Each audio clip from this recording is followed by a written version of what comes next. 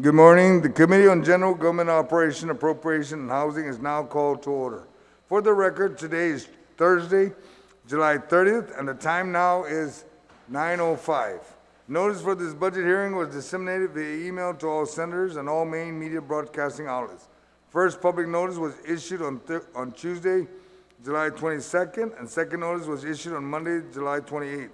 The committee will hear and accept testimonies on Bill 282-35 LS, the Fiscal Year Appropriation Act as requested by the governor relative to the Public Defender Services Corporation and alternate Public Defender Fiscal Year 2021 budget request. Joining me for this budget hearing is the Oversight Chair, Senator Therese Terlai. To my immediate left is Senator Kelly Marsh Taitano. Down below in the first row would be Senator Mary Camacho Torres, Senator Regine Besco-Lee, Senator Tello Tairgui, the Minority Leader, and Senator Amanda Shelton. Colleagues and panel, the rules for the budget hearing. Those testifying on behalf of the department will be recognized by myself, and I have recognized them. They are not currently seated. Written testimony shall be submitted to the committee. Please provide my legislative staff with your written testimony for photocopying. Testimony may be read, and lengthy testimony should be summarized. Testimony shall be confined to the substance. We're here to talk about your budget. We may ask a few questions on 2020, but we'll try to minimize it so we can focus on 2021. The individuals of the panel will be allowed to present oral testimony. Once you're done, I will ask you now to remain in the room for questions or for additional testimony as may be desired by members of the committee. Proper form and decorum shall be practiced by all present in the public hearing room for these proceedings. Individuals who fail to maintain proper form and decorum may be restricted from providing oral testimony and or may be asked to leave or be escorted or removed from the room. When you speak, please make sure the microphone is on and that you speak into the microphone. Please state your name and title for the record. At this time, I ask the panel members from the Public Defender Services Corporation and alternate Public Defender to rise and for our Sergeant at Arms to please swear them in.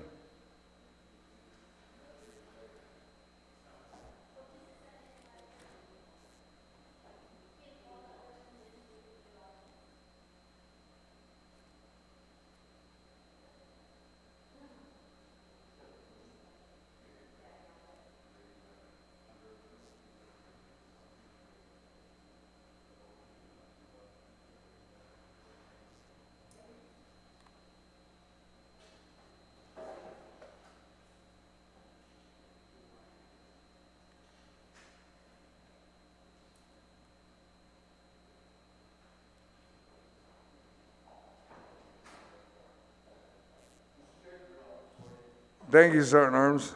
I will now ask the panel to please state your name and title for the record and begin your testimony for Budget 2021. Sir, ma'am. Thank you, Chairman Mr. Agustin. I'm Stephen Hattori. I'm the current Executive Director for the Public Defender Service Corporation. Kathy, you can introduce yourself. Good morning. My name is Kathy Gogui. I'm the Administrative Director for Public Defender. Good morning, Your Honors. My name is Mike Moreno. I'm the Chief Fiscal Officer of Public Defender Service Corporation. Okay, and Anna Maria Gale is the Managing Attorney for APD. She will be presenting the APD budget separately, as we've created a conflict wall between our two offices, and we try to maintain administrative items as separately as possible. So thank you for the opportunity to provide testimony on our fiscal year 2021 budget. This request will allow the PDSC to fulfill and expand its current mission of providing legal services to the indigent people of Guam. As we explain our FY 2021 budget requirements, it is critical to begin by describing our services. Today, we concentrate on criminal cases. The services we provide are as follows: adult felonies, misdemeanors. We also do a substantial number of appeals. We do handle juvenile matters, including beyond control juveniles, as well as person in need of services. And those are cases where the CPS is trying to remove children from the household and ensure that the parents provide a safe home. Our attorneys also actively attend specialty court and mental health court hearings, which are very labor intensive. We work not only as attorneys, but as social workers in those courtrooms. Of course, we provide domestic violence, protective orders, and restraining orders. This is a program that we've somewhat expanded. Historically, we required that we only represent people who are like family members, and so we expanded that to include domestic violence that arises from like an ex-husband who threatens a current husband. We handle those kind of protective and restraining orders as well. We do legal guardianships, release of body, and other special proceedings. Thanks to Senator Terlahi and the legislature, we also help our citizens under the war claims probate proceeding that the legislature established. We actually had a hearing, I would say a month ago, where an heir of a survivor who had deceased after the reparations were paid needed to get the money released to the family. It was an expedited procedure like the legislature had envisioned. I think it was actually done ex parte. There wasn't a hearing after all the heirs consented, and it went really smoothly. So that happened about a month ago. We anticipate, as the war reparations are being released, that we will be helping more residents recover the reparations that their parents or grandparents were entitled to. Now, in terms of our workload trends, as the judiciary has testified earlier, we do also expect an increase in felony, misdemeanor, and juvenile filings in the upcoming fiscal year. And I just want to give you a brief example of what the savings our office provides. So if the court had to appoint a private attorney to a felony case, the cap for each felony case is about $7,500. If it's a serious felony, then it's $15,000. We handled 606 felonies in the calendar year of 2019. The total cost for those felonies would have been over $4.5 million. Misdemeanors incur a maximum cost of $2,500. We handled 535 in 2019. The total maximum cost for these misdemeanors would have been over $1,300,000. Juvenile appointments can get paid up to $2,500 each. We handled 231 in fiscal year 2019. That would have been over $500,000.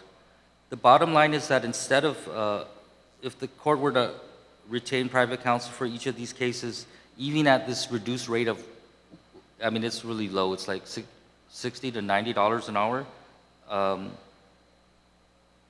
we still save the government money. And this calculation does not include the cost of protective orders. We do receive a very small grant to provide this service, but that grant does not pay for the services of the attorney. It does not pay for the services of the legal secretary. It really just pays for part of the salary of our victim advocate. So the PDSC does save the government money. Our FY 2021 request is for a modest increase of 9% from last year's appropriated amount.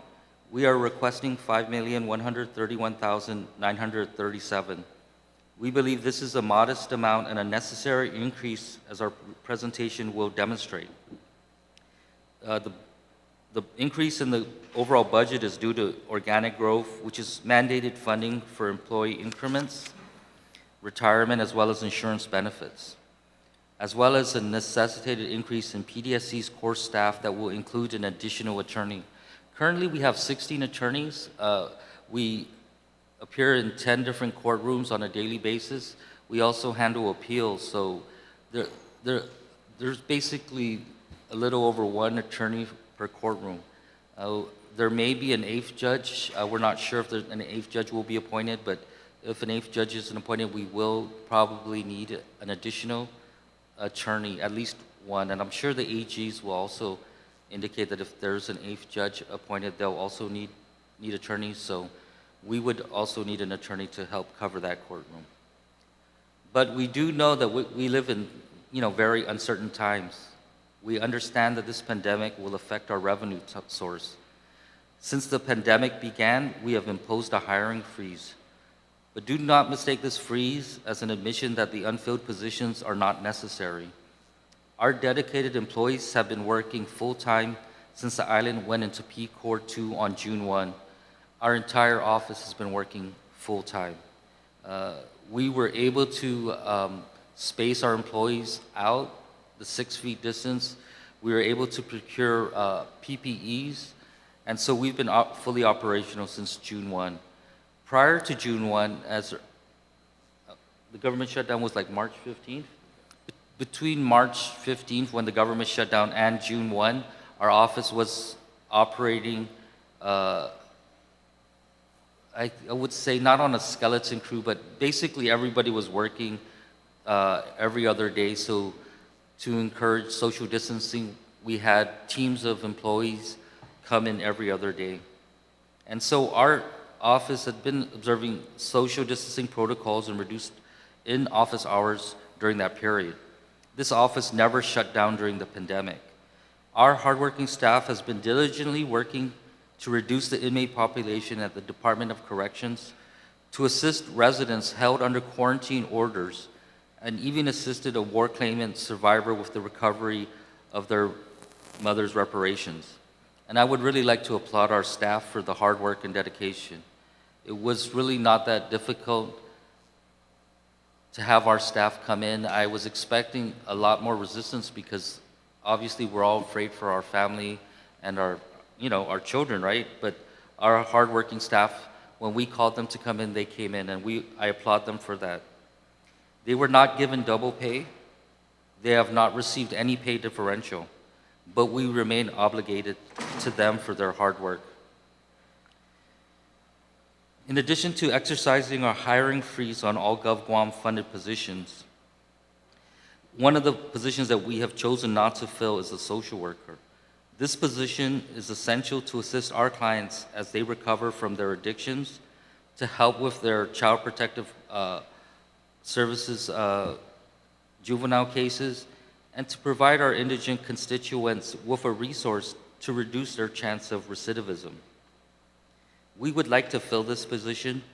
However, we are uncertain of GovGuam's financial posture and are taking a wait-and-see approach to see what we get for this fiscal year and into the next. We requested that additional attorney position as well, and that is only necessary if the legislature is going to create an 8th judge.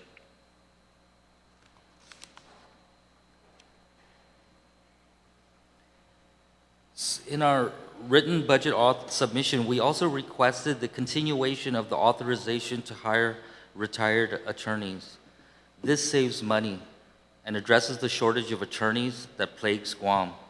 This is a mutually beneficial cost savings measure.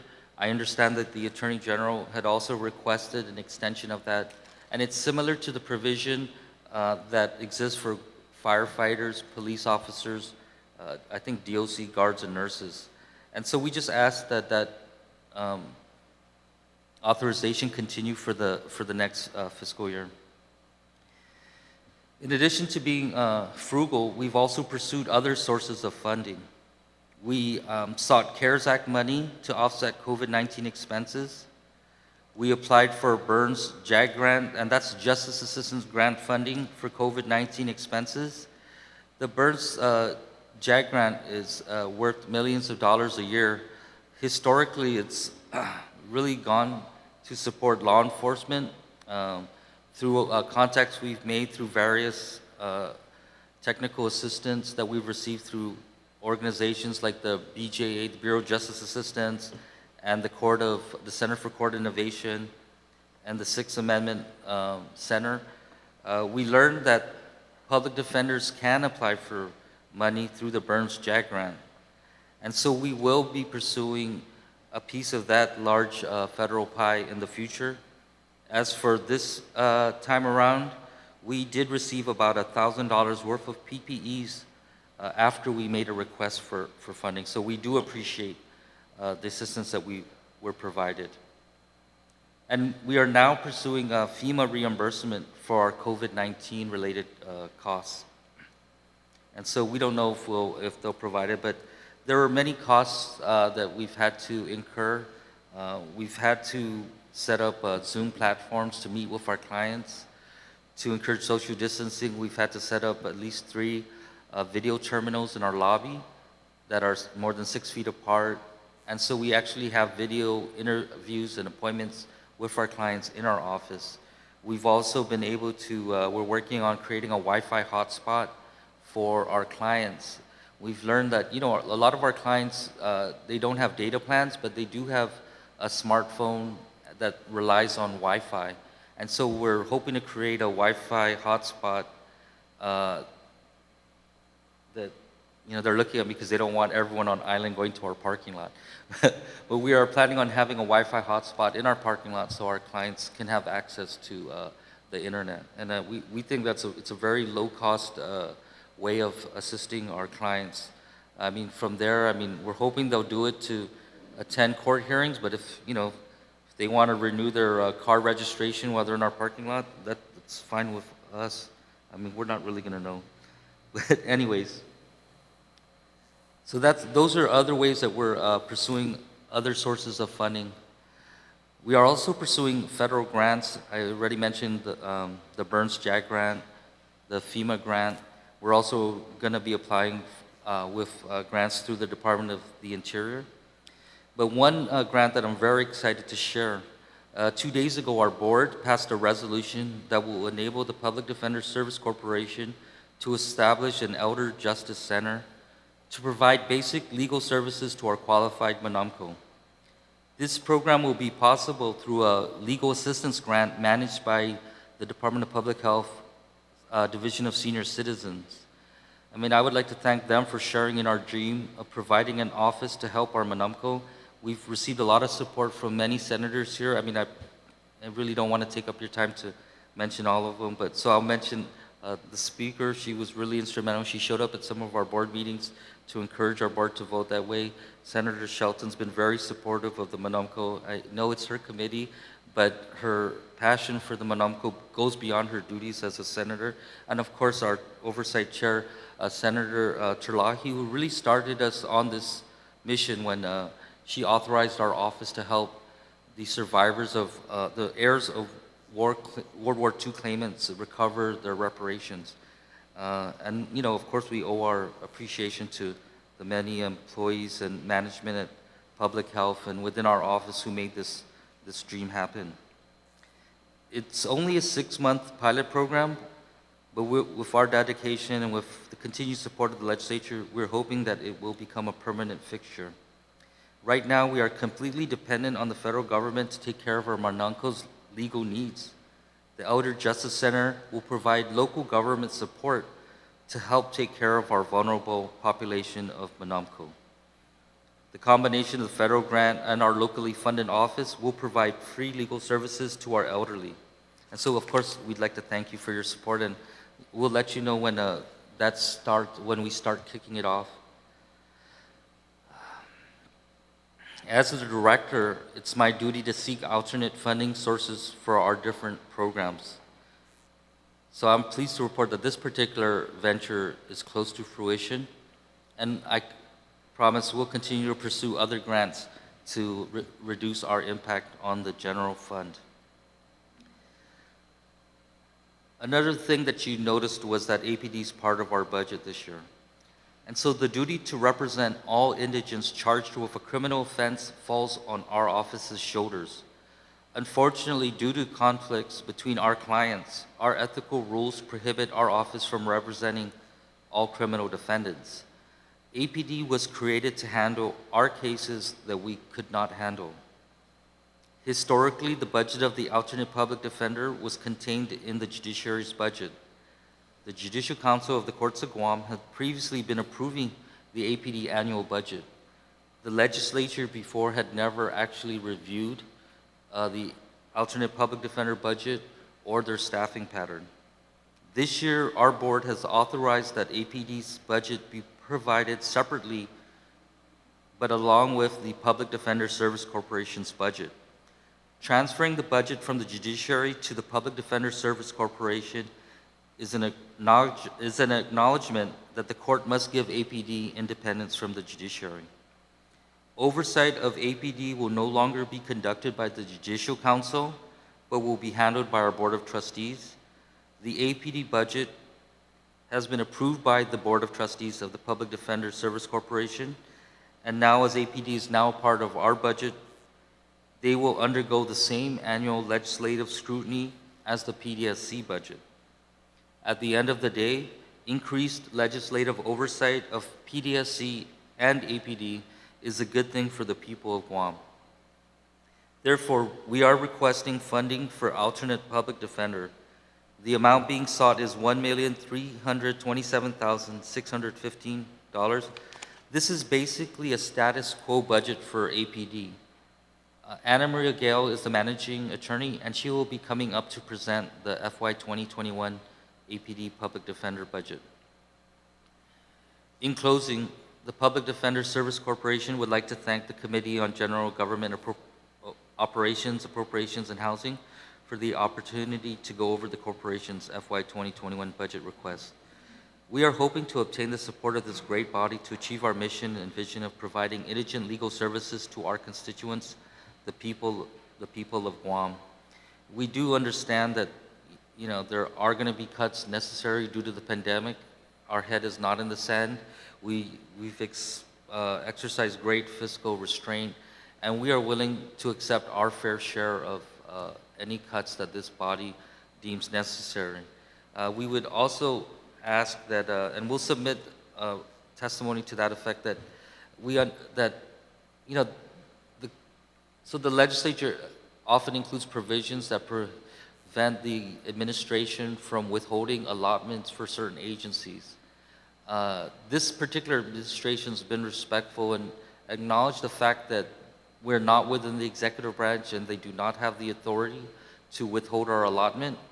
And so we would, of course, prefer that that be reduced to writing in a bill. So we'll submit language to ask that that be added, like the legislature's done with UOG or GCC or DOE in the past, where the executive branch must respect the separation of powers and not basically affect our allotment. And so in the past, that's happened to us in different administrations. This time it happened early on in the pandemic. They took about $179,000 from our budget to help pay for the quarantine of returning residents.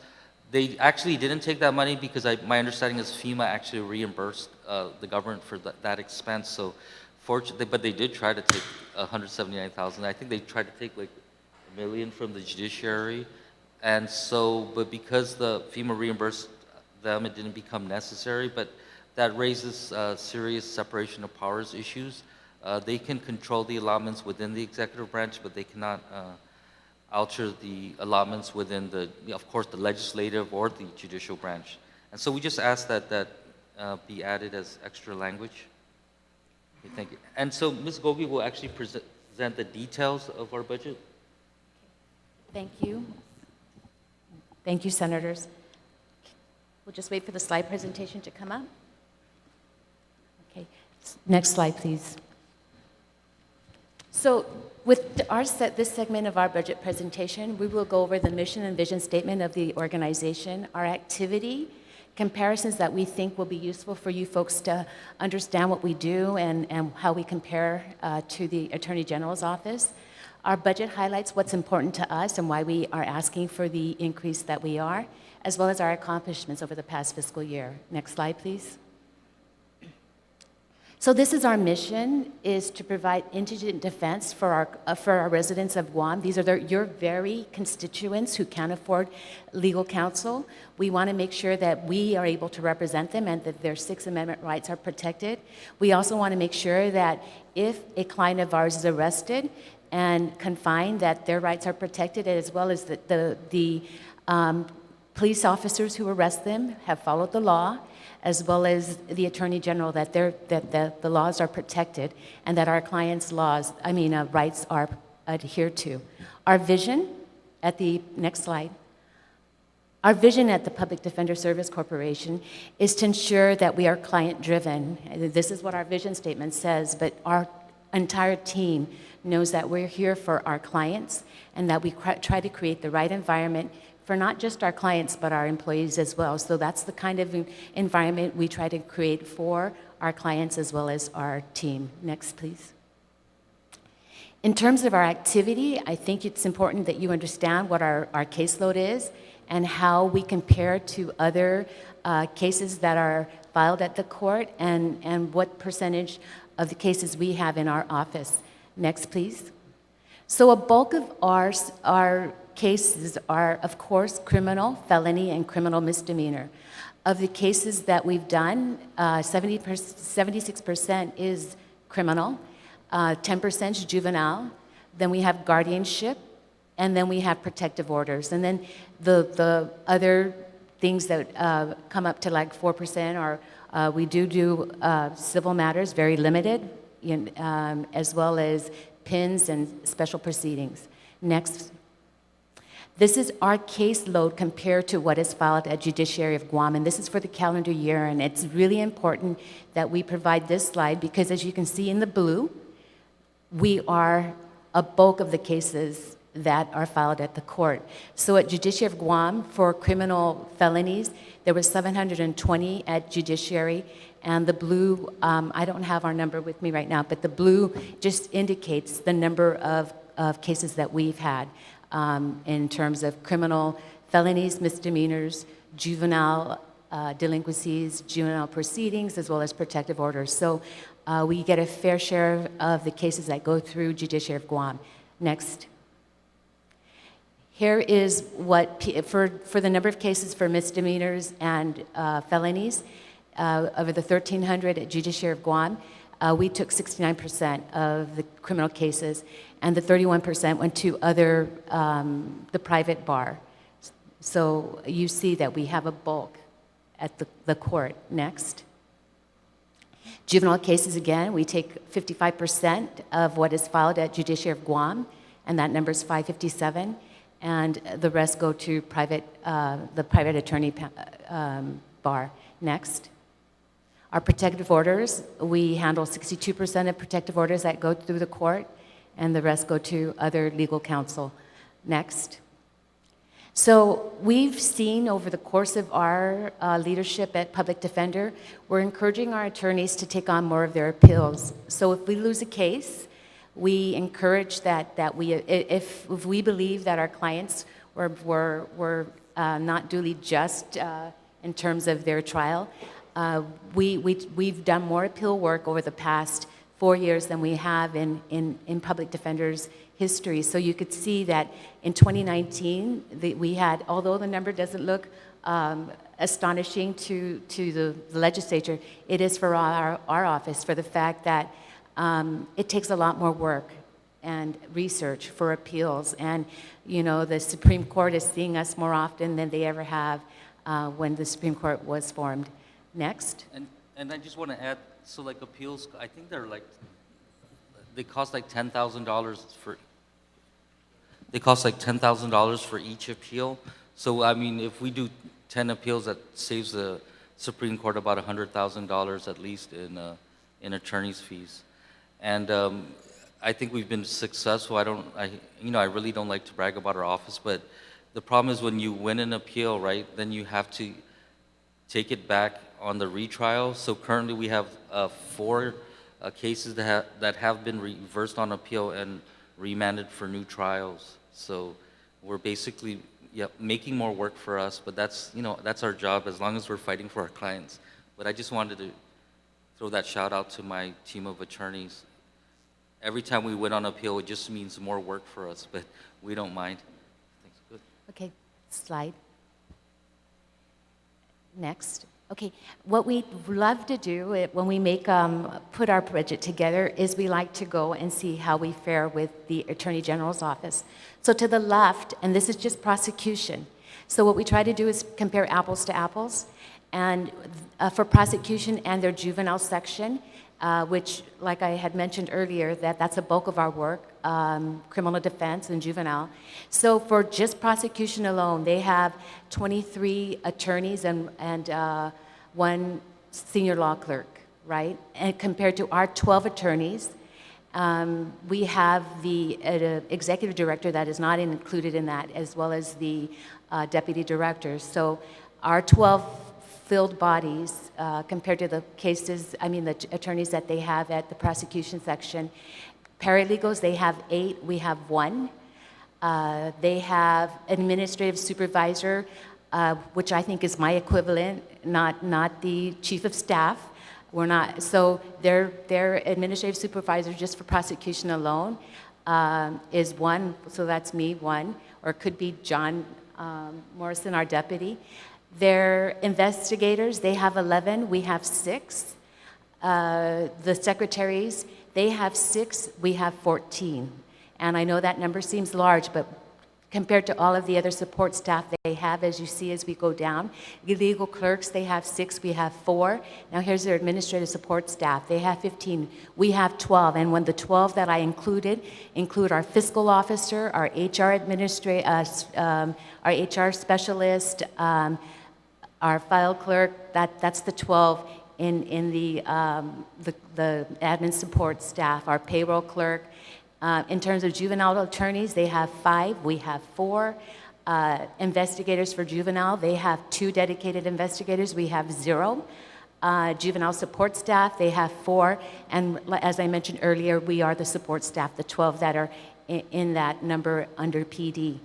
So their entire prosecution division alone, without their administrative support staff, is 82, because I'm sure that they have an HR team, they have a fiscal team. So that I just took what's in prosecution, not what's in administration. And then our entire staff is 53 for the attorneys we have and what's needed to keep our office going. Next. So then we're comparing budgets for FY 2021. So judiciary, what we have here for the Office of the Attorney General, just for prosecution and juvenile, is $6.2 million. For our entire budget, for the team we have, is $5.1. That's a 9% increase compared to just what we need to function. And so the cases that they file at court are the cases we get, the bulk of the cases. They still have a larger team, they have larger resources than we have in our office. Next. Now our accomplishments, we want to include our accomplishments as Executive Director Hattori mentioned. When we came to the legislature to ask for our fiscal year FY 2018 budget, we had identified a program coordinator, and we had mentioned to this body that we were going to have this program coordinator seek grants because other government agencies and departments are seeking grants. And in the history of our organization, we've never really brought in grants but for protective orders. But so we have a dedicated body who has been very successful in getting us the BJA, the Bureau of Justice Assistance Grant. So what this particular grant is we're trying to set attorney performance standards. Our attorneys, we believe, they all should have a certain standard that we provide in the courtroom as well as for our clients. So we have technical training assistants who can provide us that assistance so that we can develop standards for our attorneys.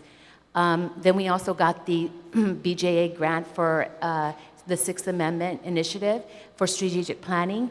Back in 2013, 2014, Judiciary of Guam, as well as Public Defender and the Attorney General of Guam, they had a strategic planner come in, and we all put in a fair share of what we needed for this strategic planner. I think I wasn't the administrative director at the time, but I believe that our office spent, in terms of professional fees, close to $24,000 for our strategic planner for public defender and alternate public defender. We actually have a BJA TTA who is helping us build from our strategic plan and bring it forward. And that was a grant that we got from BJA, so we didn't have to come up with $24,000 to pay for somebody to help us with strategic planning. And what is so fantastic about this BJA grant is the fact that our TTA is a former defense attorney, and so she speaks the same language we speak and is able to move our organization forward. We also have a grant that we got, again, this is a technical assistant grant, from the National Legal Aid and Defender Association, NLADA. And this grant, we've had this case management system that we've had for over 10 years, if not longer. And so all the cases that come through our office, we're able to put this through our case management system that we call Abacus Law. And so our soft copy, or our CMS, our case management system, should look identical to the hard file. And so we've been putting and populating data in our CMS.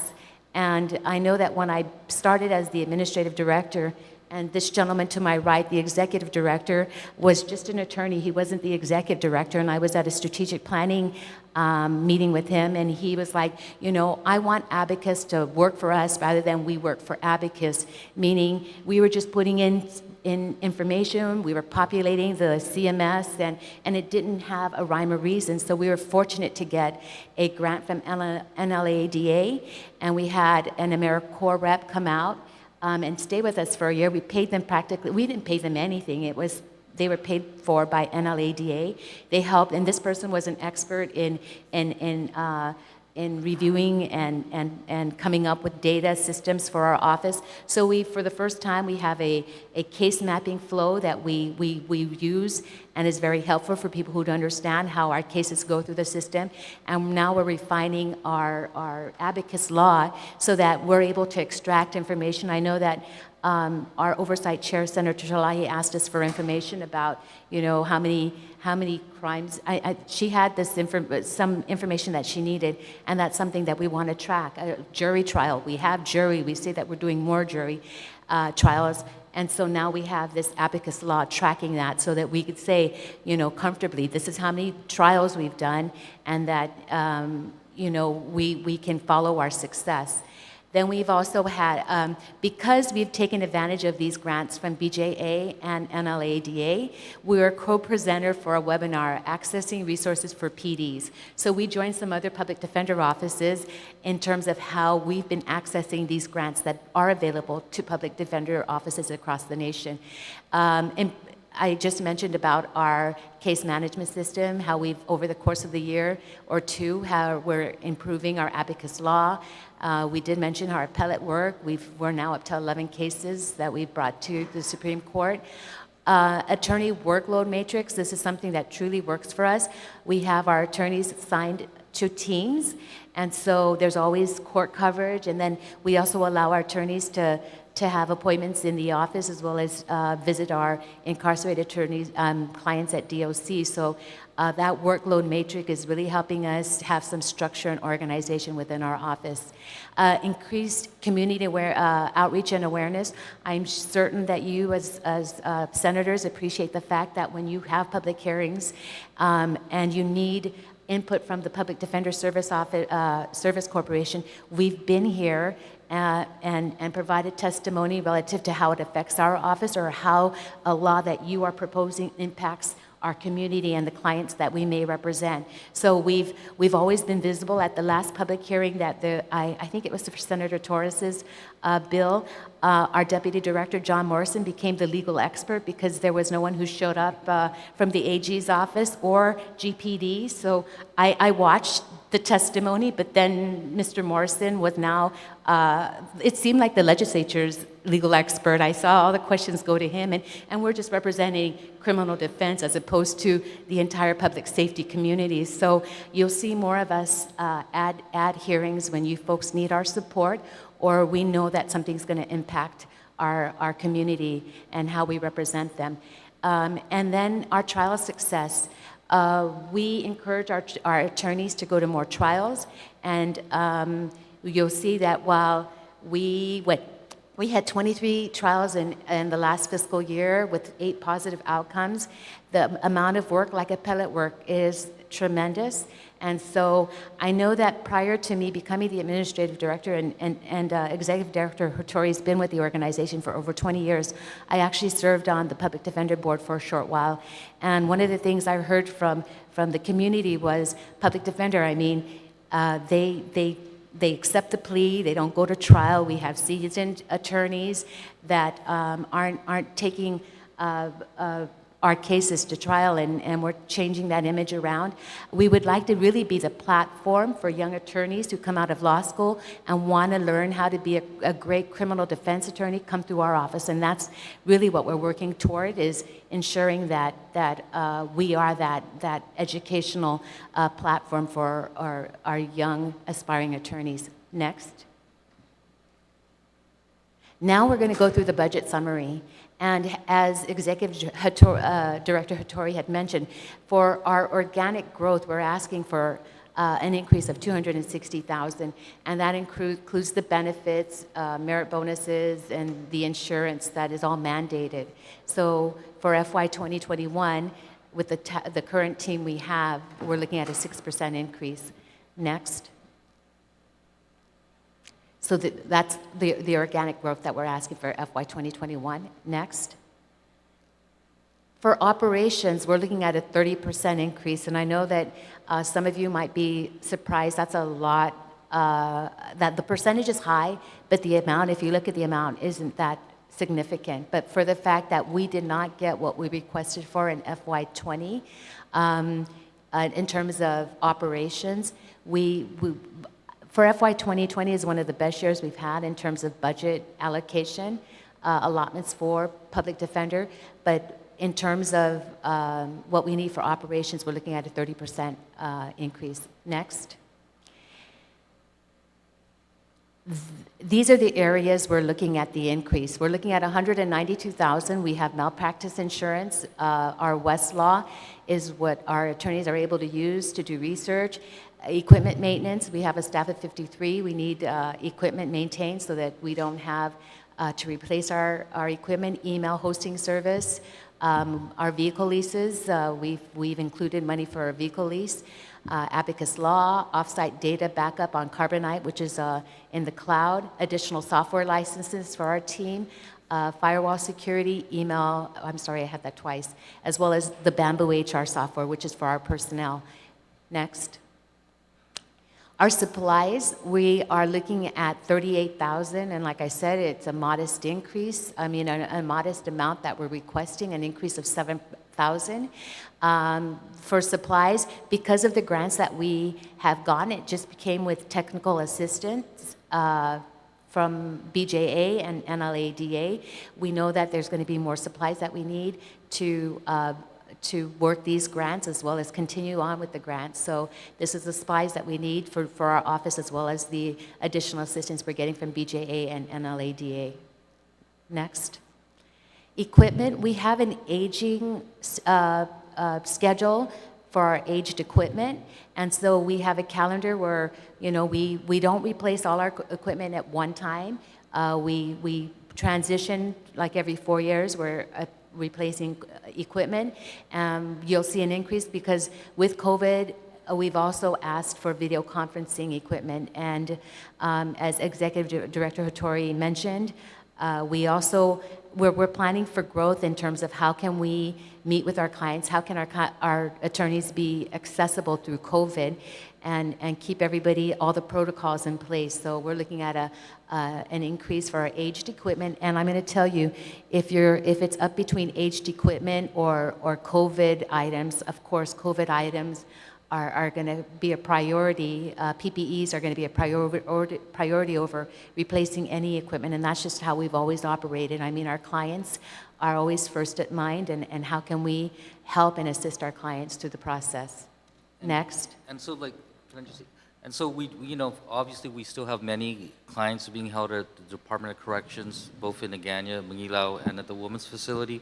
And so we are trying to establish our own Zoom platform so that rather than going there and possibly infecting our clients and in the prisons, we're going to just meet with them through video conferencing.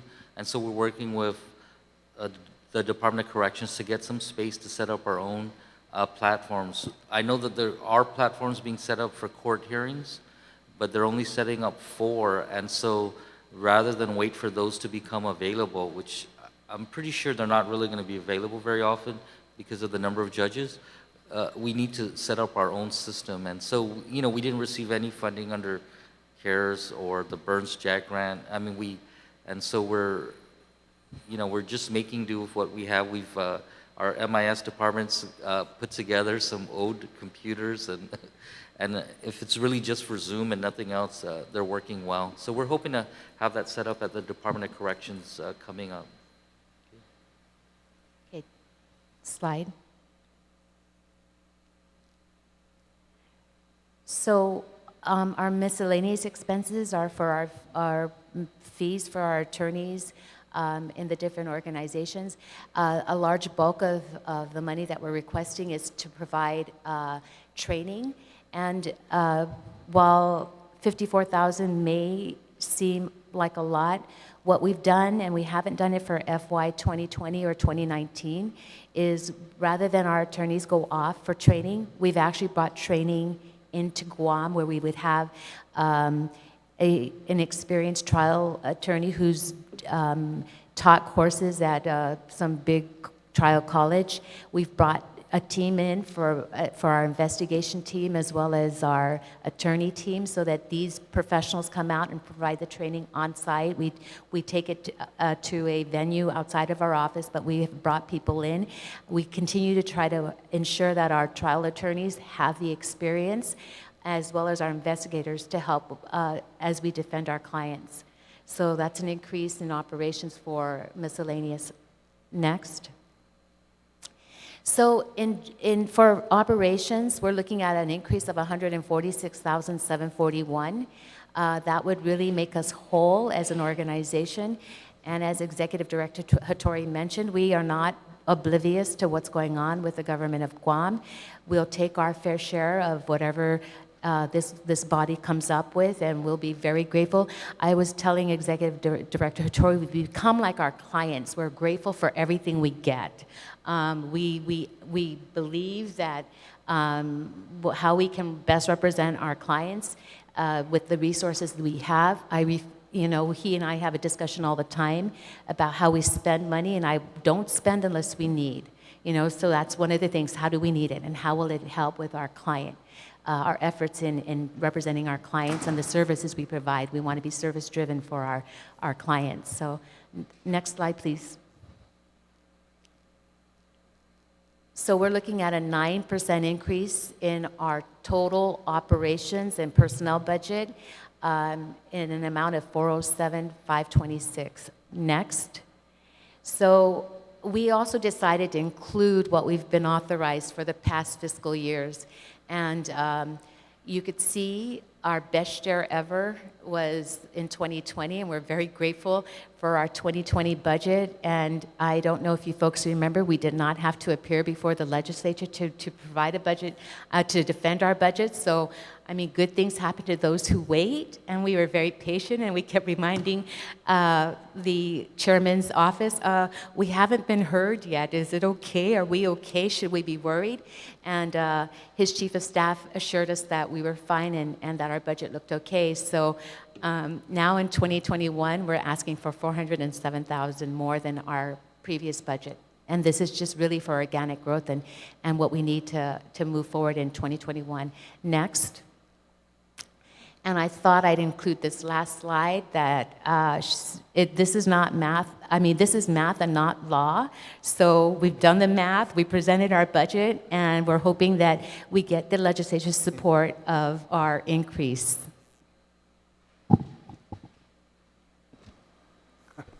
All right. Thank you, Kathy. So, Good cartoon. Mr. Chairman, would you like APD to present theirs and then ask questions, or would you? Move the mic closer so everybody can hear you. And Okay, remember, we're recording this, so we gotta get everybody on the mic. Okay. What was that? Thank you, Chairman. Would you like APD, alternate public defender, to present their budget before questions, or would you like to ask questions at this point? it might be better to have them present their budget before we open the The floor. panel today, right now, is the public defender, right? Why don't we close the loop on you, and then we'll bring in the alternate? Okay. So that when you leave and we're done questioning, you get to enjoy the view outside. Yeah, no, because our office, we do provide administrative support for alternate public defender, and that's why we ask for a separate appropriation for them, separate from our budgets, because we won't, of course, mix the two budgets. And so we do have the same administrative director and the same fiscal officer. So we'll remain behind to support APD as they present their budget. I Okay. just was wondering if you wanted to hear their budget presentation, or we could just take questions now? Okay, we'll hit the alternate. I mean, I'm looking at the budget request already, but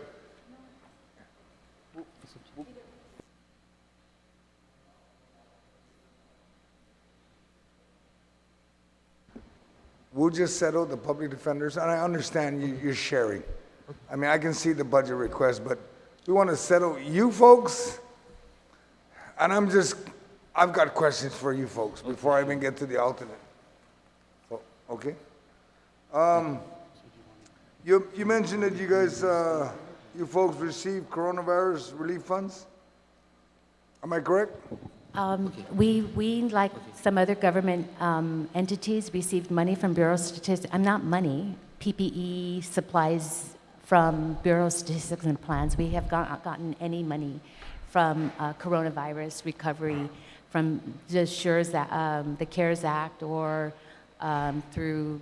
Is there a request from the governor's office to get more money We actually went through the exercise like the other government entities, where we put in what we would expend prior to the opening of our office, and our request wasn't fulfilled. And I just want to add, so there is a separate grant for law enforcement and the criminal justice stakeholders, and that's the Burns JAG grant. There wasn't. I'm not talking about the grant. I'm only asking about the CARES. Oh, okay, yeah, the CARES What did Act. the administration give you? Let's just stick to one question, Oh, okay, and you can add on as we go along, so we Sir, all stay focused. No money. No money? No money. Okay, We did ask, and we did submit a proposed budget, and we didn't get it. you got nothing. Very interesting. One government, separate government. Okay, thank you for that.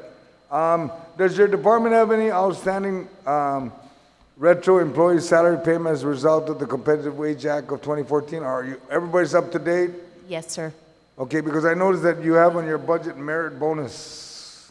That's in line with judiciary. They provide merit bonuses to their team if they have an outstanding rating, so we've included that with ours. Okay, and since you mentioned judiciary, how long has the public defenders existed? Let's start with that. For over 45 years? Over 45 years, and you've always gotten your budget from the courts, correct? You were No. always under part of that pot. We fall under judiciary, but our budget doesn't come from the court. We come in every year, just like what we're doing now with our separate presentation. While we're under judiciary, or we take lead from judiciary, we're separate from the judiciary. Okay.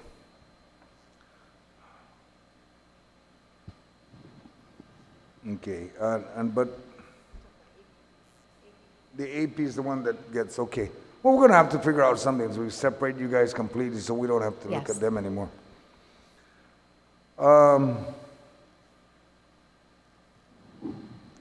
With the authority that has been granted to contract attorneys as independent contractors for areas where it is impossible for the office to proceed, how many attorneys have been contracted?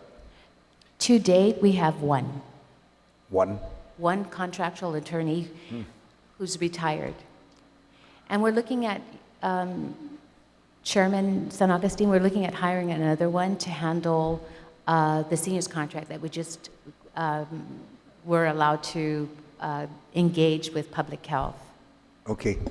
Yeah, No problem. so that senior's contract is really for about $192,000, and so if we're able to hire a retired attorney who's already receiving benefits through the retirement fund, like health insurance, then we would contract just for the pay itself, and they wouldn't receive any benefits. Understood. So it would make the grant money go I was further. going to ask you a question about retired Okay. attorneys. Take your time now. We're going to get to the questions. Sorry. You're answering it just a little bit. You're quick. You must be an attorney, so I understand. With the authority to hire retired attorneys, how many retired government Guam attorneys have been employed? How many retired GovGuam attorneys? We just have that one. Just that one? Just that one. So what we did, Chairman San Agustin and fellow senators, is we have one position for an attorney for that we've not filled, and Okay. we've used that for that retired attorney. So we're bringing in that individual at a lot less by not paying for their benefits. Okay, and I understand earlier during the presentation, you wanted the authority to be able to continue hiring just like everybody else. Correct. I agree with you. I agree with you, folks. Okay. You have the need for additional office space, 22K. Is that for the additional folks that you're going to try to bring on? Well, Yeah, that would so- be, do you want to? Okay, so ideally, right now, we do the protective order cases, and those actually come to the same physical building as our criminal clients. And so we want to rent space that's close by and transfer out all our civil work. And of course, we're going to be opening the Elder Justice Center. I mean, it's only for 6 months, but hopefully it'll be permanent. And so we want them to actually have a separate office away from, so they don't basically have to come through the same doors where someone's charged with a criminal offense. And, you know, we don't want our mononco being accused of pay less, like, hey, how come public defender's representing you? You got charged with DUI? You know, so we would like to give them a separate place away from our main office. And Understood. this just satisfies also the conflict wall. And so part of our quest to help public health with their manamco, we were looking at additional space for the seniors program. And so we've been working on obtaining this relationship with public health for, I would say, over 3-4 years, and it's become, so we just budgeted for office space should we need the office space, not knowing whether our board would approve our relationship with public health, which just happened 2 days ago. Okay. You have, both the public defender and the alternate have 7 positions in recruitment. Will these positions be filled by September 30th? Ideally, we would like to fill those positions, but if you're going to ask me whether I should keep my team whole and not have them reduce hours in 2021, I'd prefer to keep them whole as opposed to hiring additional bodies. And one of the things we didn't cover and we've been working on for the last 3 or 4 years with our PC is we really believe that we need to provide holistic defense.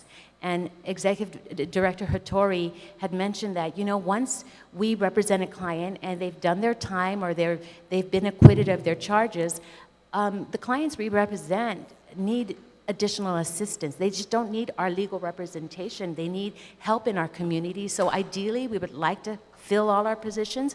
If you can tell me that we can keep our personnel whole and not reduce hours or not recommend furloughs, we would hire in a heartbeat. We need the Understood. bodies, but Understood. I won't let him do it. I Yeah, won't no- let the executive director do it. I won't let him boss me around like that. Especially when you're not too sure where you're going with the budget. Okay, I agree with you, and thank you for stating that. So, Mr. Tori, No, that's fine. I mean, follow her recommendation. It's a smart way to go. yeah, she's keeping a close tab. I mean, we really need a social worker. The last year or so, we've driven several clients to Guam Behavioral Health, and but we really need a social worker to do that. But in the meantime, the attorneys, the secretaries, the staff, we've been serving that role for over 40 years, and we'll continue to do so until we can, you know, get secure funding to hire a social worker. So, All right. No, I saw that in your statement. It's essential. I'm just going to conclude and ask your oversight that I'm in support of what you're requesting, but in reality, I can support everything in the world, but I got to take a look at the numbers, and that's what we're doing. We're looking at the numbers across the board, and wherever it lands is where it's going to land. But I'm just very surprised that normally we'd get the judicial budget comes in and it's grouped with all of you. I mean, yes, you come up with your budget, but it's grouped together as one. And I've just asked earlier, your oversight is that maybe we need to officially make it law, just separate you and be done with it. And you don't have to look at them other than have to go to their courtroom, and we'll figure that out. Yeah, and Okay. that's something we're working on right now. There's a Sixth Amendment Center, we've contacted them. They want to do a state survey on the public defense system on Guam. So they have a federal grant that allows them to go to each state and to protect the right to counsel. So they evaluate each, I guess, public defense system nationwide. They've done like 49. So Hawaii and us, right, we're the last ones. So they would, like to come to Guam, and, and they will be an incredible resource for the legislature to consider as they just, look to see what to do with the All right. public defense system on Guam. Okay. I have a few more, but I'm going to ask the oversight chair for her questions, and then we'll proceed with the other senators. Thank you. Thank you. I want to thank you for, of course, your testimony and your presentations, and most especially for the work that you've been doing throughout the fiscal year. I'm glad you pointed out your mission. I think it's important that we continue to educate the community the importance of the public defender or criminal defense for the indigent in order for them to receive their constitutional rights, and for our system of justice to operate correctly, we need strong advocacy for those who are accused of crimes to make sure that justice is truly done. So I want to thank you for your work in that regard.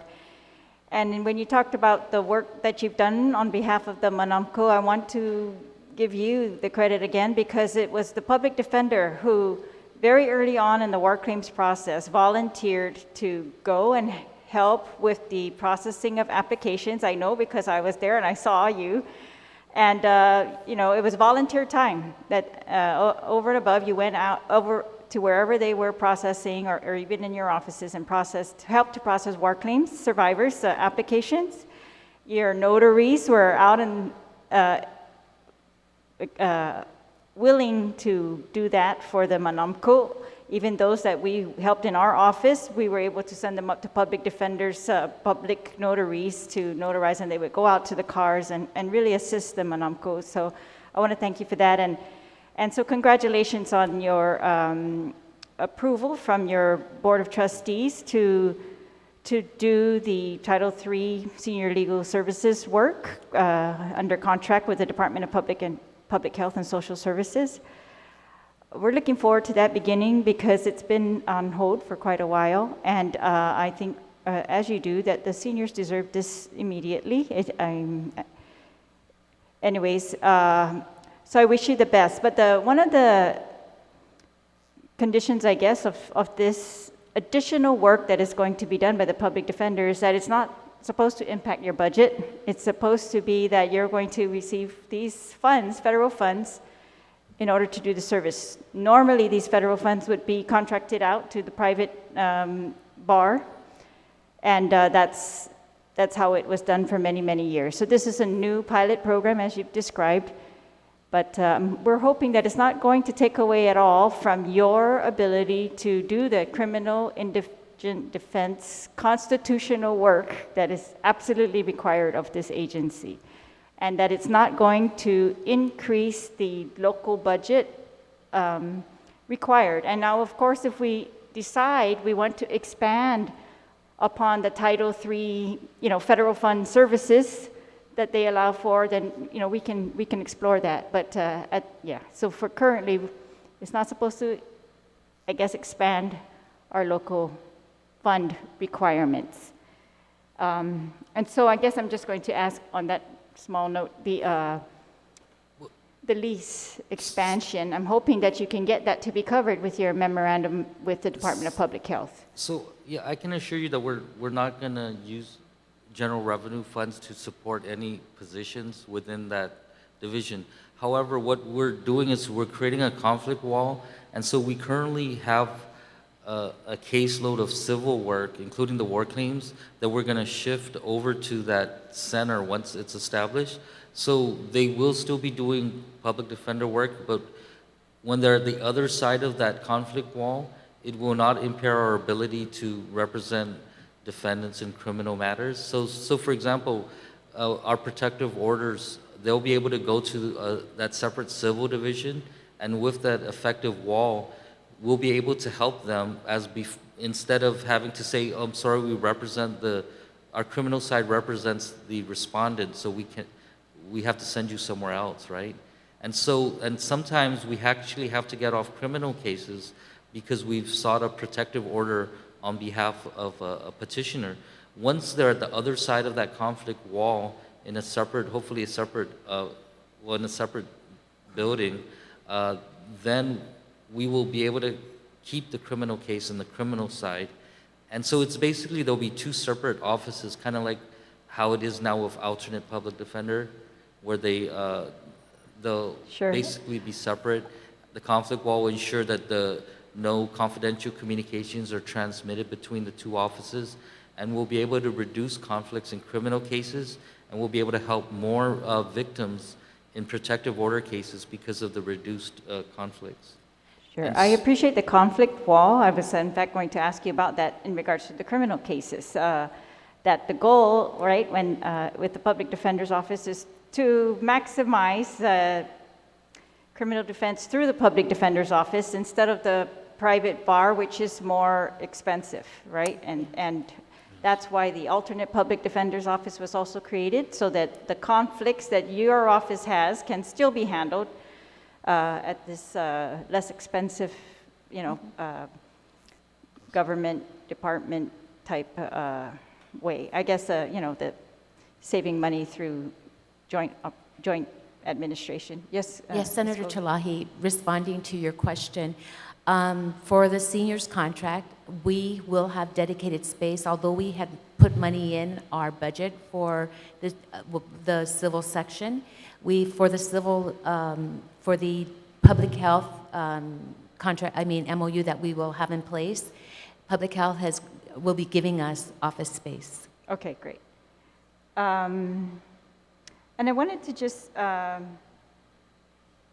when the chair talked about when the court has moved the alternate public defender's budget now over to the legislature as opposed to under the judiciary as it was before, you described this as an acknowledgement that the court must give APD independence from the judiciary. An oversight of APD will no longer be conducted by the Judicial Council, but will be handled by our Board of Trustees. But I noticed that the Board of Trustees for the public defender and now the alternate public defender is really the Chief Justice, the presiding judge, and the Chief Justice gets to appoint 2 lawyers from the Bar Association, and the last member is the president of the Guam Bar Association. So I agree with the chair. I think we're going to look at that if they don't want to handle that under their budget, then yeah, we're going to look at how it's done in the other states. And obviously, the Attorney General's office is independent of the judiciary's management, and so we're going to take a look at that. Thank you. But I also want to thank you for your willingness. Your attorneys are the experts in indigent defense, and they have become, through their representation of criminals or accused persons on Guam, they have become experts in our criminal law, and they know the defects in our statutes better than anyone, I think. And so I want to thank you.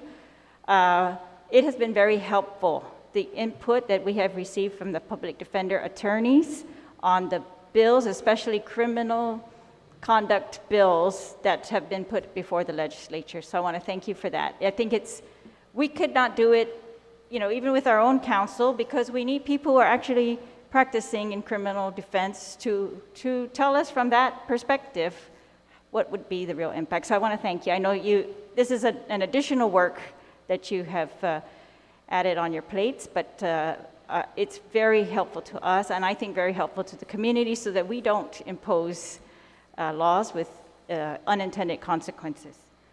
And, The, we definitely appreciate being invited to submit testimony. If anyone has questions about testimony that they're interested in introducing or they've introduced and they want us to submit testimony, they could just let us know. I mean, we were actually surprised that the legislature was having public hearings during, the pandemic. I mean, like, you guys really deserve kudos for continuing the work that you've done in the last few months. I mean, look across the country, there are many legislatures that just packed up their offices and, basically stayed home for the last 3-4 months. And you guys have really stepped up, and I guess that's because of the, the different role that this legislature plays as opposed to in other jurisdictions where they have city councils and mayors and things like that. So I really appreciate our office being able to testify before you, and I appreciate that you guys have actually taken the time to hear our budget and really continue the work of the legislature. So you guys do deserve kudos as well. Thank you. Thank you. I'm going to go to Kathy, your presentation on, so personnel services, you're proposing an increase of $260,000. You describe this as organic growth, which would mean the merit bonuses and the benefits that increase for your current employees. But does this $260,000 also include the additional attorney that you are, if you said you were advocating for this, if there is an 8th judge, you would need it? Yes. Okay.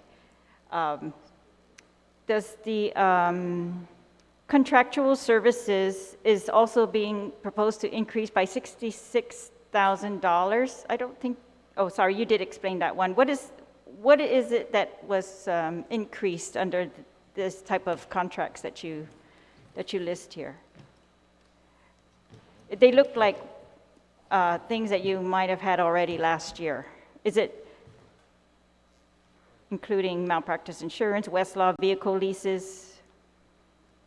So what have we actually increased? What Yeah, why items? is it increasing from last year by $66,000?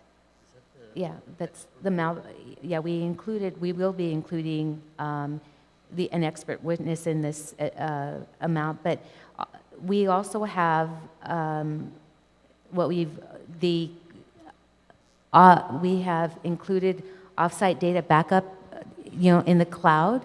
Okay. That's an additional amount. All right. Also, in terms of the number of employees we've had over the past fiscal year, we increased the need for Westlaw services as well as email hosting, having them have email.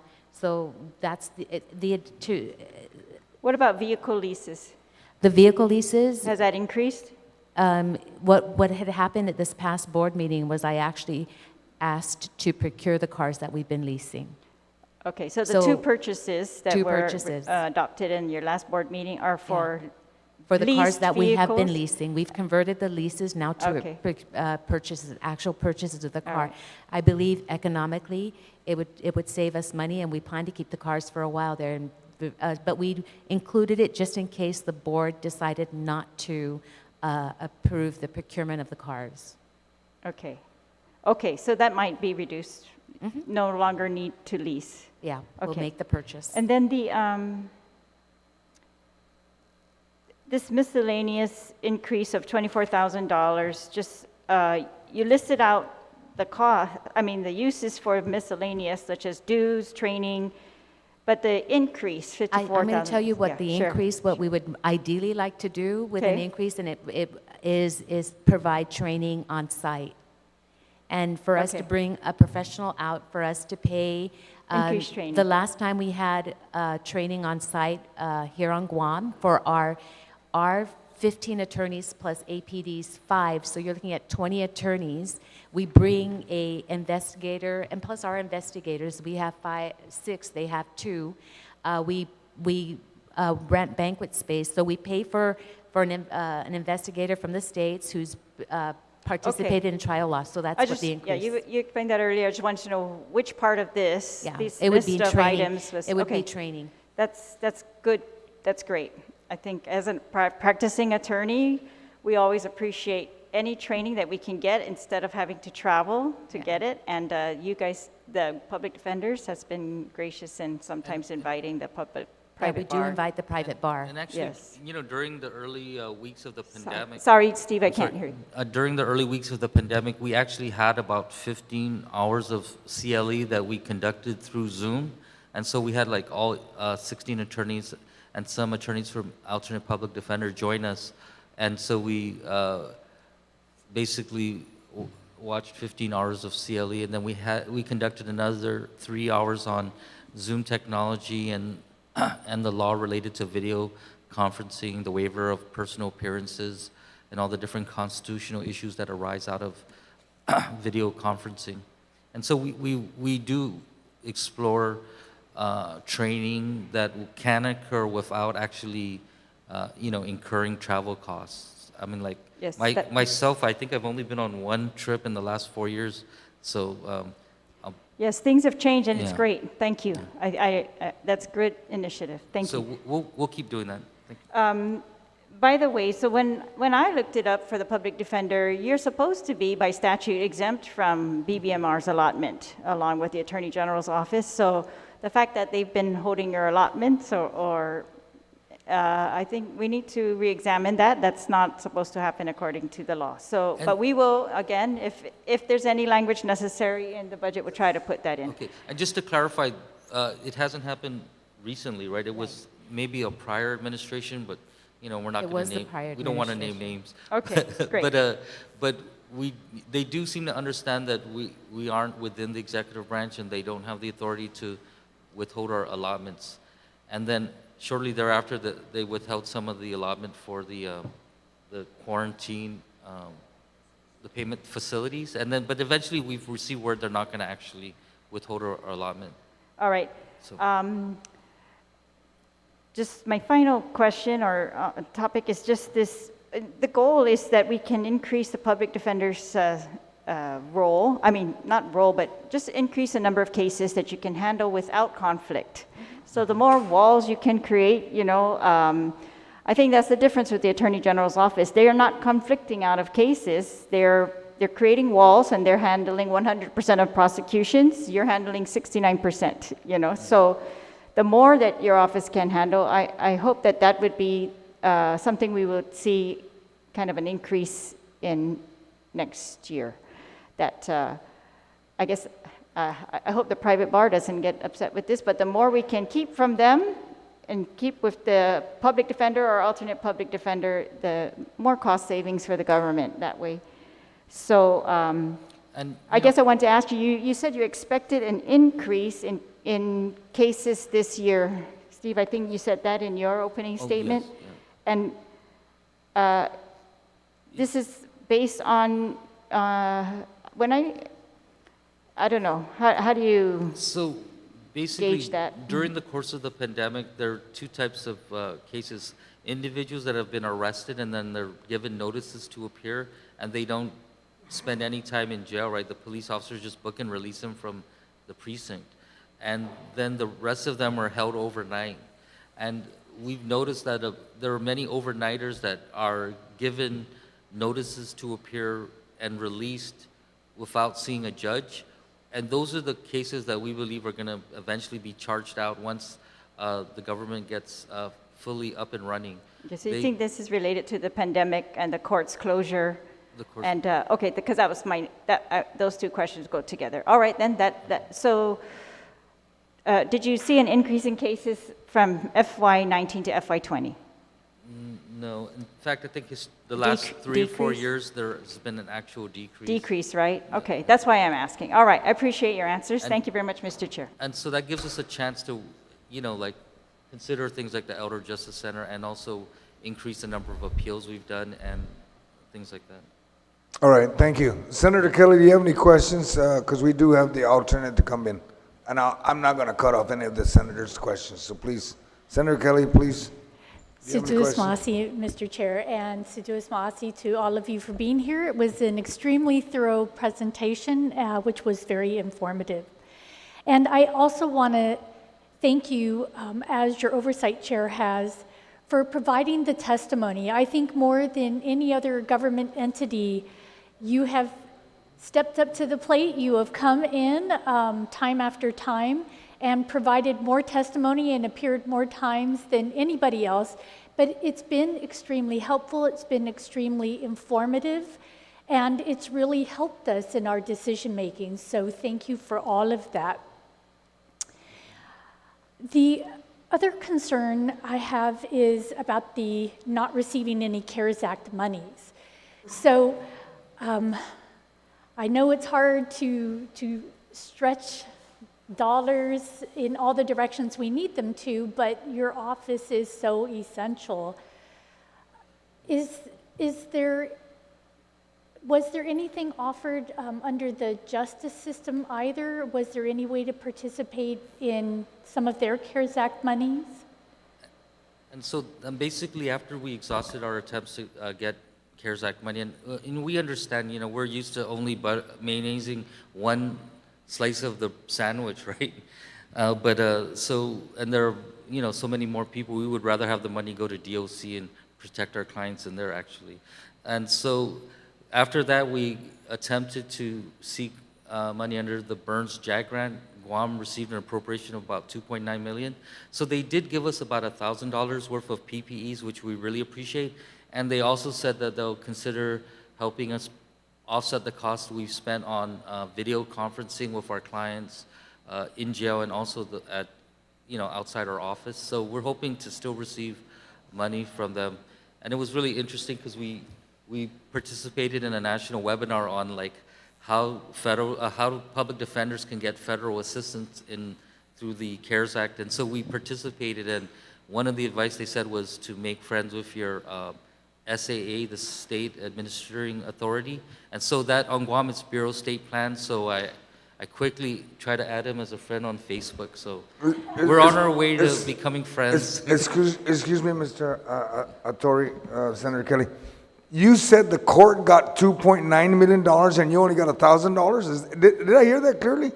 Well, we're not sure. Well, Move the mic closer, Mr. Atori, and keep it close because I want to make sure everybody hears what you're saying. So the Burns JAG grant received an extra $2.9 million as part of the CARES Act, but it's administered by the Bureau of Statistics and Plans. So, we understand it's probably going to go to law enforcement, the Department of Corrections, But out of the 2.9, I would just want to be clear. You can tell me all the stories around it. There was 2.9 and you only got $1,000 for PPE? Yes, but Thank you. I just wanted to make sure that was clear. I'm not comfortable with that. Okay. Senator Kelly, go ahead and continue your questioning. Sejus Maasi. I too want to continue to pursue this because there is money that's been given in different directions. And some of the needs that you've outlined for the video conferencing and for the computer equipment and the essential work that you do, we know that other offices have received money for those very same sorts of requests. So we want to continue to try to provide you that assistance to see if we can get some money your way. Your office, I can't say it enough, is you're just providing such essential services. We want to make sure that there's as much consideration as possible. Thank you, Senator. Also, the other consideration that I have, and I know that there's particular focus right now for calculating an appropriate formula for the compact impact, but you do work with the indigent population, and so there may be statistics there that could be helping you in the future. Could you outline a little bit about how you collect your statistics for possible compact impact reimbursement now? Yes, Senator, every year, this 2019 fiscal year, we submit our report, and through our case management system, we're able to identify the individuals that come from the FSM or the other the other islands of Micronesia. And so those numbers are at our fingertips, and we submit to BSP our report every fiscal year. So we do identify where they come from. And so we've not received money from Compact Impact. So it'd be nice if that if we did, I mean, we do represent a large population of individuals from the other islands of Micronesia. And it's good to know that you're working on that. The Federal Government of Accountability, their office has, had issue with everybody's compact impact formula. And in the way that I've looked at it, they haven't provided much guidance at the same time in well over 12 years. And so I know that there's a study going on. I know that they're looking at priority areas that they think can really fit what GAO will accept for the compact impact, and then we can build from there. So it's good to know that you're collecting those statistics, and then we can continue to refine them so that they more appropriately meet that formula, and we get, hopefully, I mean, it's still in the federal government's court, but we get something much more appropriate when it comes to their obligation, fulfilling their obligation to our compact impacts. So if you could just, as a last thing, and I know one of the next senators will be asking more on this, so I'll leave it up to her, but can you explain a little bit when you talked about for the new services for our Manumco, and it says in your testimony that it's a combination of federal grant and local monies. Can you describe, is that federal grant already secured? Can you describe that just a little bit so we can understand it? It's the legal assistance grant that's provided to the Division of Senior Citizens at Department of Public Health, and I think it's about $192,000 a year that they get, and so we enter a partnership with Guam Legal Services. They're going to help us provide some legal services as well. It's going to be limited initially to simple legal needs because of the wait list, and once we exhaust the wait list, then we can approach the board and ask to do other legal work. But we'll be doing wills, power of attorneys, and simple things like that. Senator Marsh tried to know the money, the local money will come from public health. It's their local match. That's very helpful for us to understand, so I appreciate that.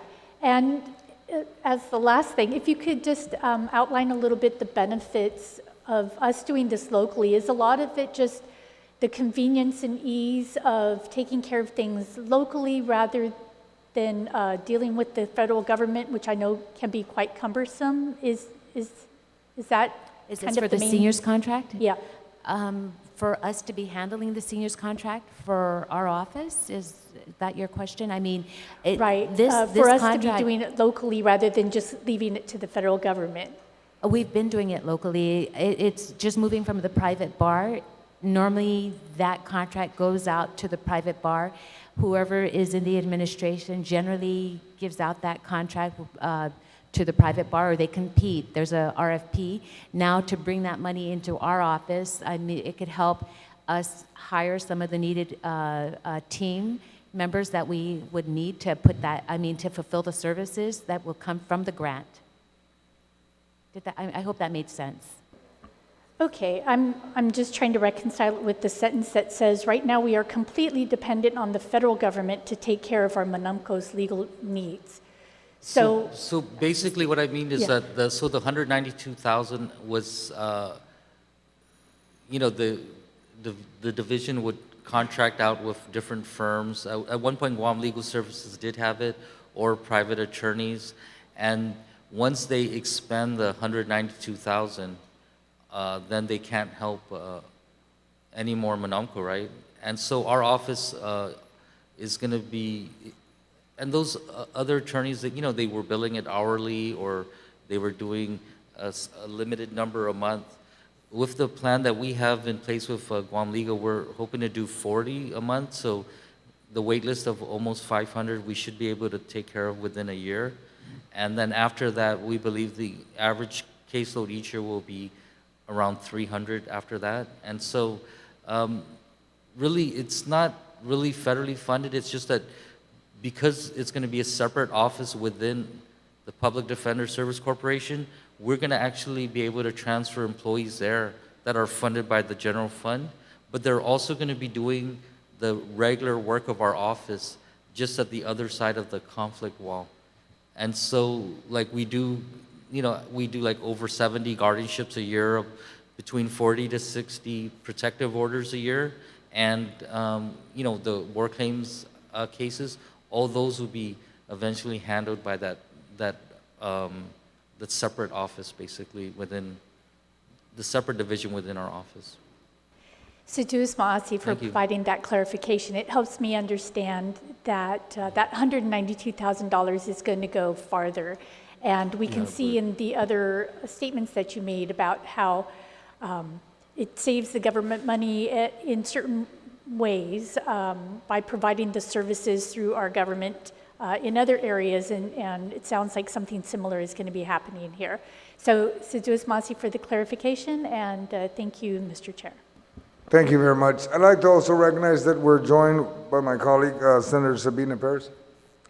We will now proceed to Senator Mary Camacho Torres. Ma'am, do you have any questions, ma'am? My colleagues, just be reminded, we do have the alternative still coming up.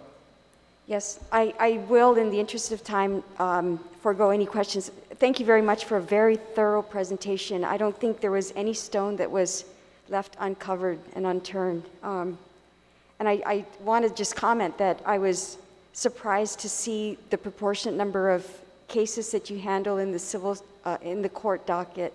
That to me is quite telling about how your agency is not only integral to the defense of our indigent people, but to resolving justice for our community in large part. So just Sejus Maasi for everything you do, and you always have my support and respect. Thank you, Senator. Thank you. Senator Lee, do you have any questions, ma'am? Sejus Maasi, Mr. Chair. Good morning, colleagues, and good morning, Attorney Tory and Ms. Gogui, and thank you so much to you and your team for continuing this mission of indigent defense for our people specifically, and most importantly, I think these PINS cases are very important. Victims of abuse, and of course, you're mentioning our Manumkus, so thank you so much for your work on their behalf. I do think that one of the discussions that we've been having in this committee and in our community is just, in light of the recent events surrounding COVID, we're faced with a lot of very, very difficult decisions. And so the one question I want to pose to the team here is, if you could share with us kind of a bottom line number to give the committee a range to work with. So we know that you're requesting a 9% increase, but at the very, very minimum, and I know, Ms. Gogui, you were mentioning that you would prefer to keep your team whole as opposed to filling some of the vacancies and then having to reduce work hours or other things like that. So I just wanted to give you an opportunity to present us with I would think at the very least we just get a rollover budget. If we can't keep ourselves, if we can't ask, I mean, I know that you're going to have this issue with all of the government departments and agencies, and we'll do our part, and we always have done our part. So if you folks say that we have to cut personnel, I mean, we're team players, and we're part of this government. And so if we, at the very minimum, just got our rollover budget, I mean, that was a significant increase for our 2020, and if we had to go back to 2020, we just have to cut back what we had planned to do for FY2021. Right, and I do want to absolutely echo the sentiments of Senator Torres and the Oversight Chair that, we appreciate everything that you've brought to the table to provide equity and justice for our people, especially those who can't afford it. So we certainly appreciate all the work that you've done. Attorney Tori, thank you very much for acknowledging that we have continued the work here in this branch and tried to amend our rules so that we can continue working. I think that's a really important, and you're right, we're all trying to do what we can during this time to keep the trains moving and keep moving for our people. So I really do appreciate that, and thank you very much for your response. Thank you, Mr. Chair. Thank you. Senator Tello, do you have any questions, ma'am? Sujus Masi, Mr. Chair, for the opportunity. Buenas and Hafaday, and thank you so much for being here. The first thing I'd like to say is, Donkalu Sujus Masi, for what you did volunteering for the war survivors. That is commendable. Greatly, greatly appreciate that. My father is 92 years old, and he's one of those, so I greatly appreciate what you guys did from your own time. The second one is I'm greatly concerned about the allotments for 2020, that you're not giving your allotments. I have shared the same concerns as your oversight chair, and I'd like to work with her to find out how we can continue to make sure, by law, to follow the law and provide you those allotments. And another thing I'd like to state, for the record, is my appreciation for you always being here during public hearings and participating in providing your opinions for legislations that are introduced. It's very, very important. And yeah, I'm calling out the AG for not always participating or providing the opinions in a timely manner. So please keep that up. It's so desperately needed. You had to. Go ahead, Mr. Herrick. And I just wanted to say, I think that the fact that you opened it up to the public through Zoom, I mean, you guys reached a segment of the population that probably would not have testified otherwise. So when I watch hearings and I see other citizens submitting testimony, I'm really impressed. And I think the fact that it's happening over Zoom makes it a lot easier for people to participate. Yeah, I totally agree. And keeps them safe, most especially, keeps them safe. Yes. Is there anybody in your office that is getting ready to retire or leave the agency? Me? You? No. No, nobody anytime soon. Nobody anytime soon. Okay, yeah. so you I'm don't... the closest. Okay, but so far nobody is going to be retiring yet. soon No, out of no your cigar. office? No. Okay, so it's all good. The last thing I'd like to say is I did look at your budget request, as well as all the supplementals that was provided, and the social worker, I'm glad you brought this up, Director, about the social worker, and that how, even though you don't have that social worker 3, that your office is still providing that kind of service that's needed. But I totally believe that if there's anything that you can fund, this is an area that truly helps individuals coming in there, people who are just really don't know what to do, who are confused, maybe even have a disability.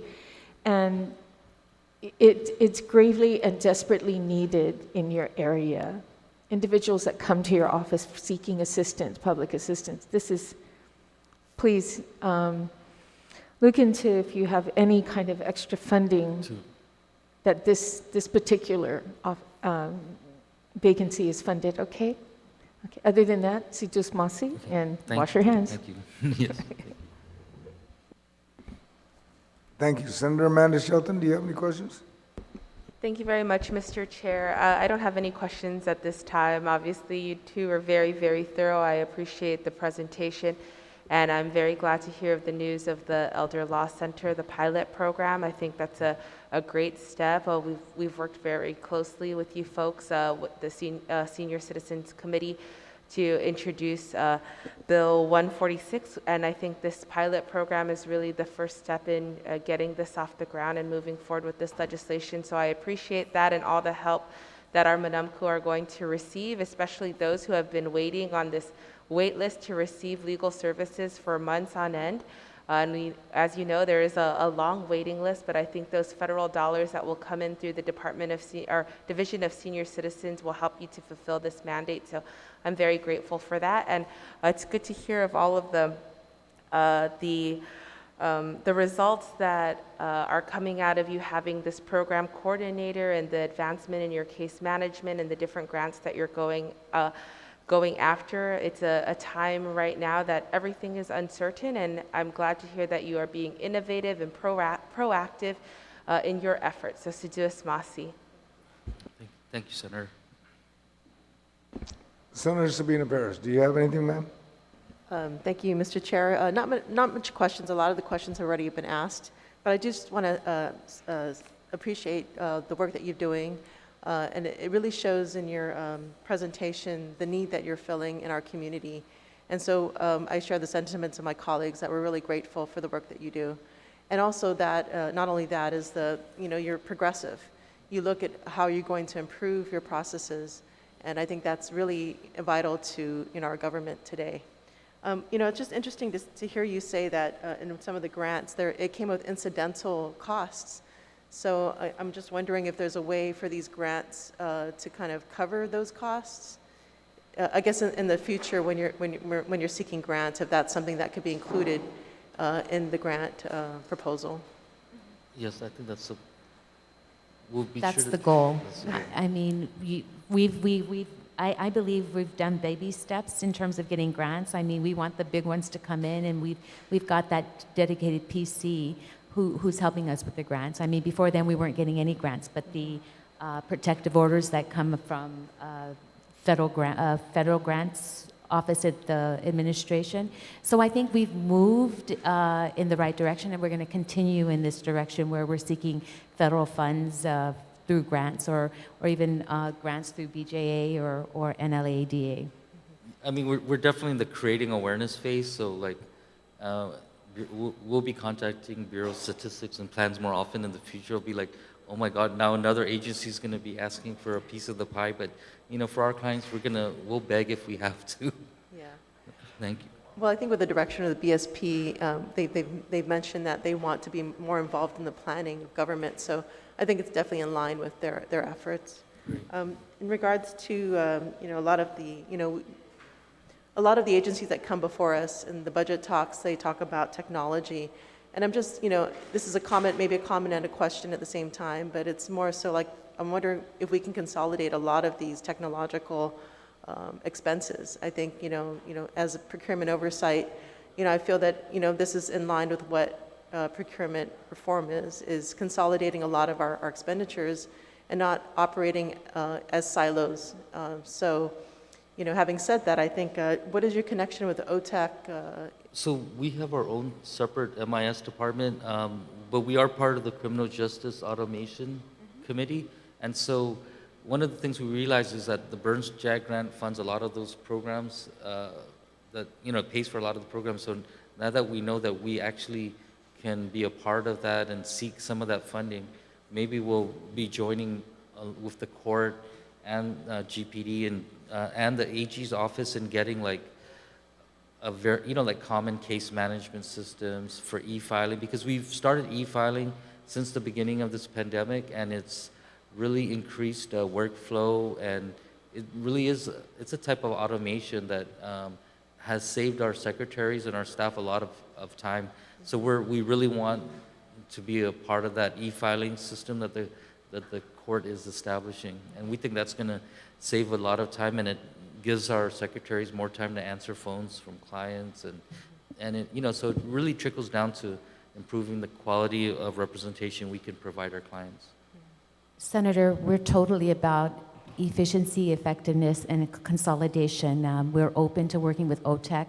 I'm certain, though, with our case management system, Abacus Law, we may not have anybody from OTEC familiar with our case management system. Just like public health, with the seniors contract, they have their case management system for the seniors program. So I'm not sure. We're actually looking in seeing what's available for our CMS. But we have no problems if we worked with OTEC. Okay. Well, thank you for that clarification. I appreciate your work. Suzu's Masi. Thank you. We have completed the questions for the public defender. Now, there's an Annie Gill and an Audrey Hattori. Steve, is that your wife? I just thought I'd ask. Yeah, she's my best half. Oh, okay. So you're gonna leave and she's gonna come in with Annie, and I guess Kathy, you're gonna stay, right? I mean. Oh, Mike can. Oh, he'll he's stay. our financial guy in case they're financial. Oh, he's the But true. We'll be waiting outside. So in other words, he's the true money guy. Mm-hmm. So the two of you can leave and he can enjoy himself and just whisper, "No, you don't got money." All right. Thank you. Thank But you. we could remain outside if there are Yes, any please. additional questions. And really, you can reach us any time of the day. email, and if you need our numbers. And please provide us remember the verbiage we need to sure. figure out a way how to help you folks. Okay. All right? Thank you. Thank you. Why don't we just take a quick couple of minute recess, just so they can sanitize the area, and then we can bring the other two ladies in. Because they want to sit down and be done with, because they're easy. They just want a status quo budget. Right, and she's like, yeah, just give us that. All right? Thank you.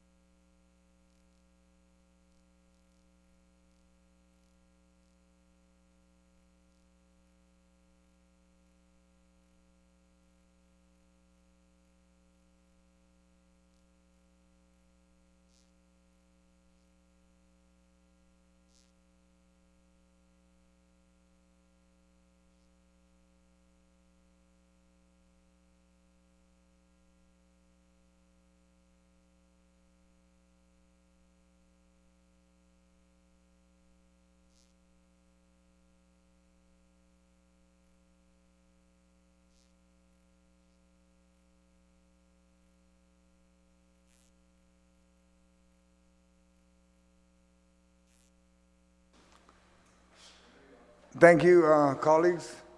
We've adjourned from recess.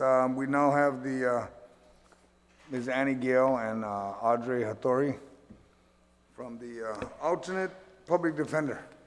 Please, you've been already sworn in. Please go ahead and present your budget. Sure. Thank you, Your Honor. Thank you, Senator. Wow. Thank you. I'm so used to appearing in front of the court that I'm calling everybody Your Must Honor. because of age. Good morning. My name is Annie Gale. I'm the managing attorney for the alternate public defender. Now, this is Audrey Hattori to my right and Mr. Moreno to my left. This is our first time actually appearing in front of the legislature. Normally, before, we would appear in front of the Judicial Council. We'd first get our budget and appear before our Board of Trustees, and then appear in front of the Judicial Council. This year is different in the sense that we are now asking a separate budget under the Public Defender. With the Public Defender, we're separate entities under the same umbrella. Alternate Public Defender was developed after a long time. Back in 2004, it actually was developed, and it was after a long time of having the Public Defender, and then there was Associated Defense Advocates, Senator Lally, if you remember, that came up with a separate type of legal defense that was prepaid legal services, and they decided that that wasn't fiscally responsible. I'm probably going to get flack from my friends, but anyway, at the same time, we were created under the auspices of being a conflict firm for the Public Defender to lessen the cost of another defense firm. Anyway, we were created. I was actually one of the first attorneys in alternate public defender, and I made a mistake. It's supposed to be October 2004, not 2005, so I apologize in my letter.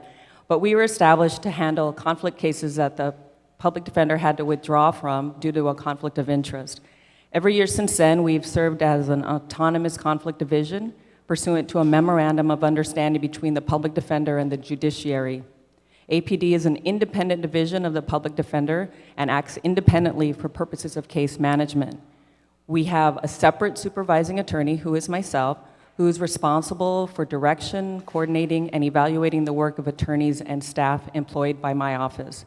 The executive director is nominally in charge of both the public defender and the alternate public defender. He is not involved in the day-to-day operations and does not initiate any promotional or disciplinary actions. Only upon specific recommendations of the APD supervising attorney may the executive director make changes in the salary or working conditions of persons working at the alternate public defender. The public defender provides administrative support to APD, and the two offices remain physically apart without access to workspace. The MIS computer case management, and we get administrative support from fiscally and the HR, human resources. We strictly adhere to the standard operating procedures of keeping everything separate. We don't look at their cases, they don't look at our cases, and it has worked out very well. We've been able to both represent indigent defendants since 2004, actually. As an independent division of the public defender, the Guam legislature is authorized to fund the APD through public defender as they satisfy the mandates of the U.S. Constitution and Organic Act of Guam. The judiciary will not carry APD on its budget any longer, and the PDSC will present APD's budget as part 2 of its request, as you just saw. We would like to ask for continued authorization to hire retired attorneys as authorized in Section 19 of Chapter 12 of Public Law 3536. Attorneys who are willing to represent indigent clients as public servants are hard to recruit. By allowing retired attorneys to fill these vacancies, provide senior experience at a critical time where cost efficiency is needed. At this point in time, given that the public defender did such an awesome job presenting their budget, basically all their stats, whatever they have, ours is like 1/3. That's how it's easier for you to understand the difference between their budget and our budget. We're authorized for 6 attorneys, but we've been filling it with 5. And this year, we've actually been able to hire a retired attorney, Richard Dirks. And if you know Richard, he's been around the block, but he's really been able to fill a critical need that we have. And works 20 to 25 hours a week. And that's really been able to help us with our day-to-day operations. So we did ask for a status of kind of actually we asked for less this year, given that we've been able to hire a retired attorney and not filling some of our vacancies. Now, one of the questions I'm sure you're going to ask is why all of a sudden is the judiciary separating us from their budget? Now, I can see why they want us to be separate, because basically, when you look at the judiciary's budget, our budget is included in theirs, so it's like a 1.3 million, it adds to their budget $1.3 million when actually it's a pass-through budget. They take the money, and we are under the memorandum of understanding, we have to give them statistics, and every quarter we give them stuff, we give them stats to show how we're using how the cases are assigned and what the conflicts are. And so it's a pass-through budget.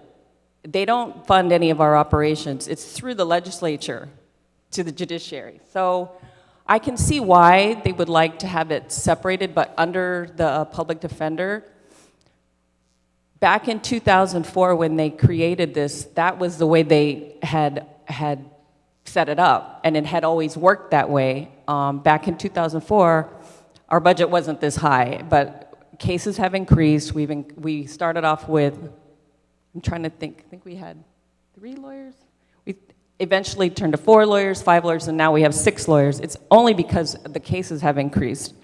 But at the same time, and then whenever we would have our budget, we would have to go in front of the judicial council.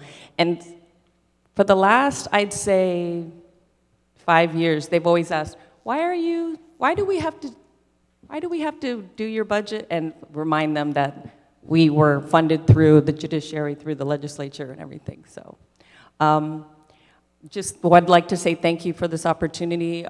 We have had to work through the pandemic and get Zoom capability, telephonic capability. We have not stopped working, and we just want to continue working. Do you have any questions?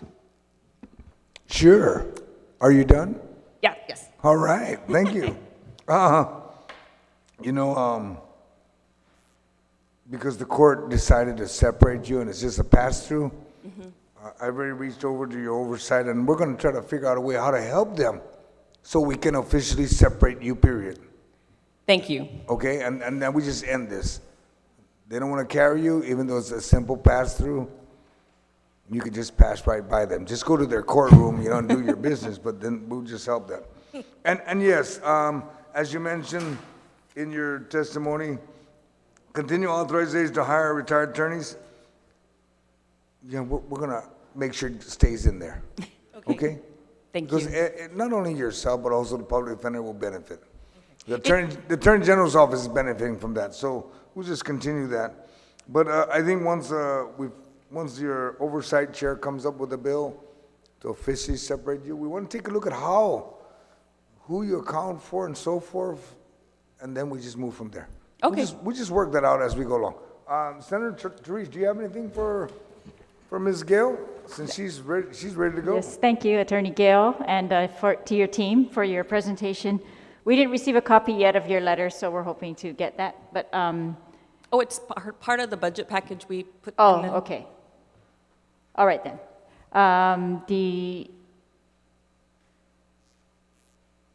The amount is less than what you received last year, so I want to thank you for staying within your budget and also for the savings by hiring the retired attorney. I'm so glad to hear you say it's Richard Dirks. I was there when he retired from the public defender after so many years, and he's really done so much for our community. Yes. Really glad to hear that. We scooped him up right away. Great. So hiring retired attorneys saves on the benefits costs, and that's great. Thanks. We'll try to ensure that we continue that authorization for you to hire, those retired attorneys. Right. And it's also nice because has such a wealth of knowledge that when we have questions, we still ask him for advice, and he gives us really good legal advice because he's been around so long and he's still willing to work. He wants to work, and it's funny. He enjoys coming back into work. It's nice. He would also participate in the hearings on bills that we would have and give us also some very sound advice. So, I just want to point out that when you asked, you Senator asked for help with the war claims, I actually did help with Pete Santos in my office, and my mom is very happy. She finally got her letter. Yay. Yes, I just wanted to. No, thank you, and to all the attorneys at your office and the staff for their help in that. Thank you very much. So the alternate public defender, as you said, was created to establish like a conflicts. Anything public defender had conflict with could be sent your way. But this was created not by statute, but by the judiciary itself. Yes. Okay, and so that's why we were just surprised. But does the alternate public defender have a social worker position? No, we don't. We don't have that. Do you think you need one also? That question has been posed to us, and of course we would love to have a social worker, but we honestly haven't put one in, simply because these last couple of years, if you recall, we've had to really narrow our budget. And so in narrowing, and we just got a little bit of an increase, to 2020, but it's been so hard to figure out what is critical to our mission. And of course, probably down the road, we would like to have a social worker, but it didn't seem necessary given the budget constraints. Like, that would be on a wish list, but at this point, given even right now, if I even ask for a social worker, that I would rather have a lawyer than a social worker. Sure. To me, Yeah. I'm a social worker with a law degree. So, and that's what actually all public defenders are. We're all social workers, Well, thank you for your multi-talents. Annie, how many attorneys do you have? We have 5 attorneys.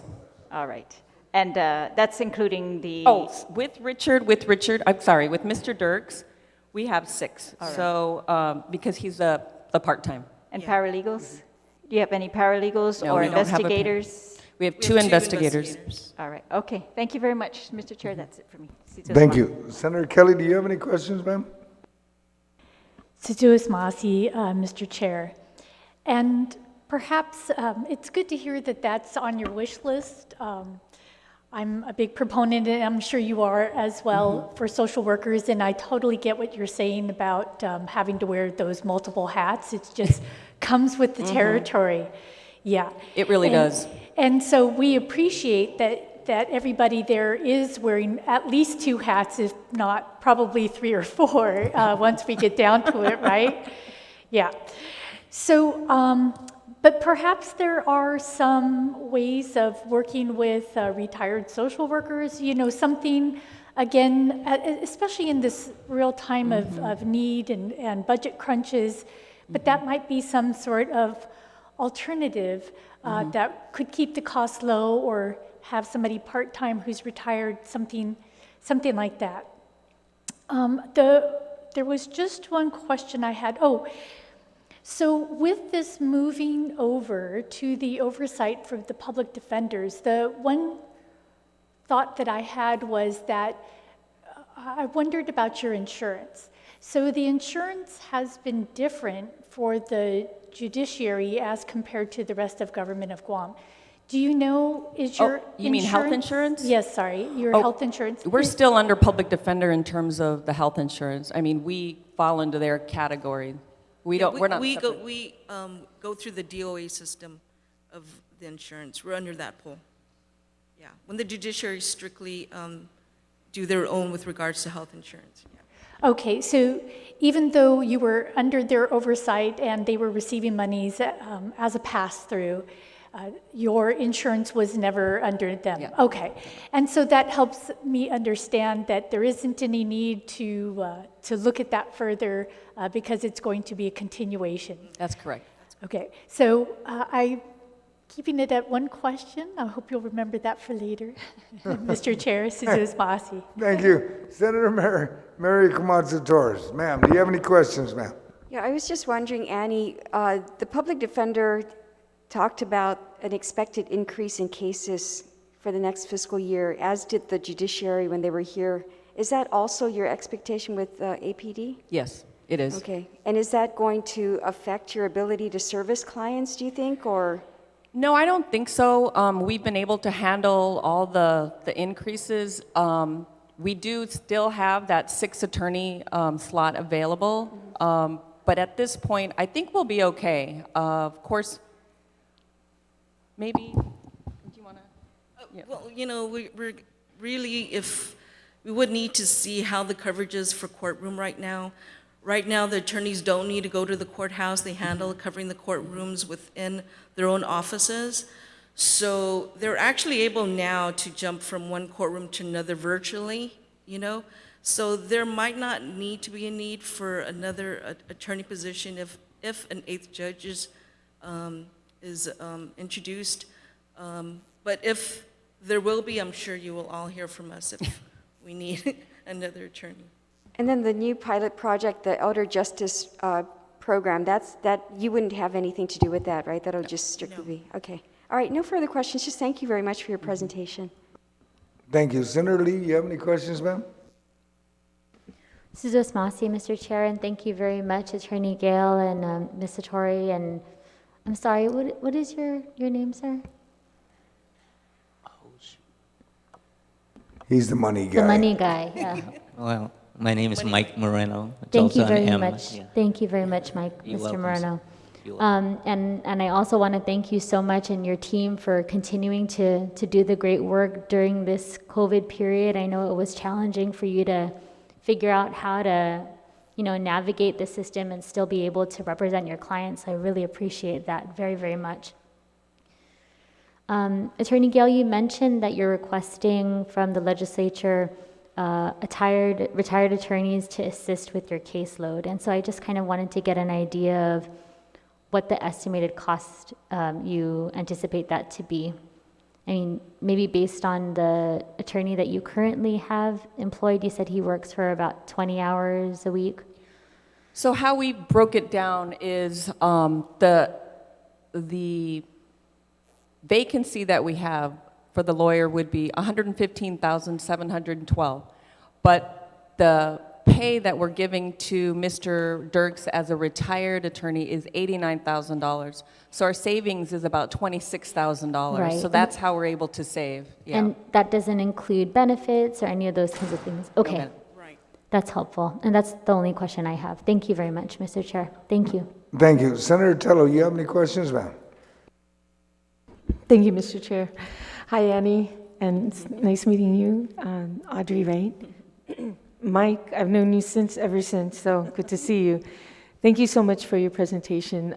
Really, Annie, it was fun listening to you speak. And the part about the social workers, yes, I mentioned it in the public defender, and I was concerned about that, but you're absolutely right. The kind of job that these attorneys do for the public is a bit of a social working kind of job.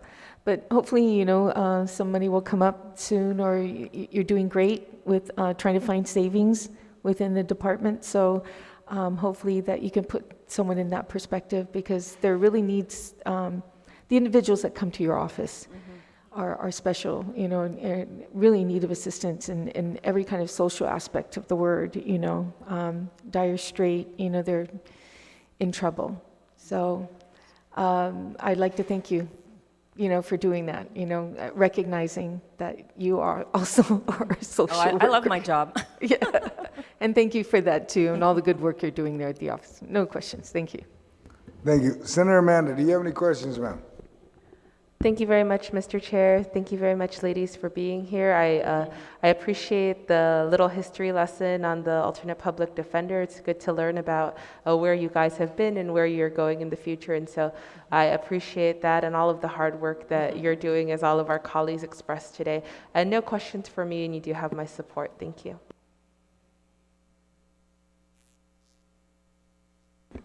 Thank you. I just wanted to thank you for your presentation, and I'm going to work with your oversight. We'll just see how we can help you folks. But it's just, Mr. Moreno. Morena, right? I'm happy to see you here, you know, because as you notice up above, they're all women. Down below, they're all women. But we play a critical role. We just manage the money and just help them, allow them to spend it. Oh, he's And awesome. we're okay. We love him. All right, but thank you for your presentation. And that being said, and all the questions were asked, the committee will conclude the budget hearing with the Public Defender's Office, Public Defender Service Corporation, and Alternative Public Defender. We will continue to receive testimonies. Please address your written testimony to the Committee on General Government Operations, Appropriation, and Housing, submitted via email to Senator Joe S. Augustin at gmail.com. This is Masi for your attendance and participating in today's hearing. And for those at home, thank you for watching. The budget hearing on Bill 282-35 LS relative to the Public Defender Services Corporation and alternate public defender is now adjourned at 11:15. And we will take a quick recess, and then we will start up with the Bureau of Women's Affairs. Thank you.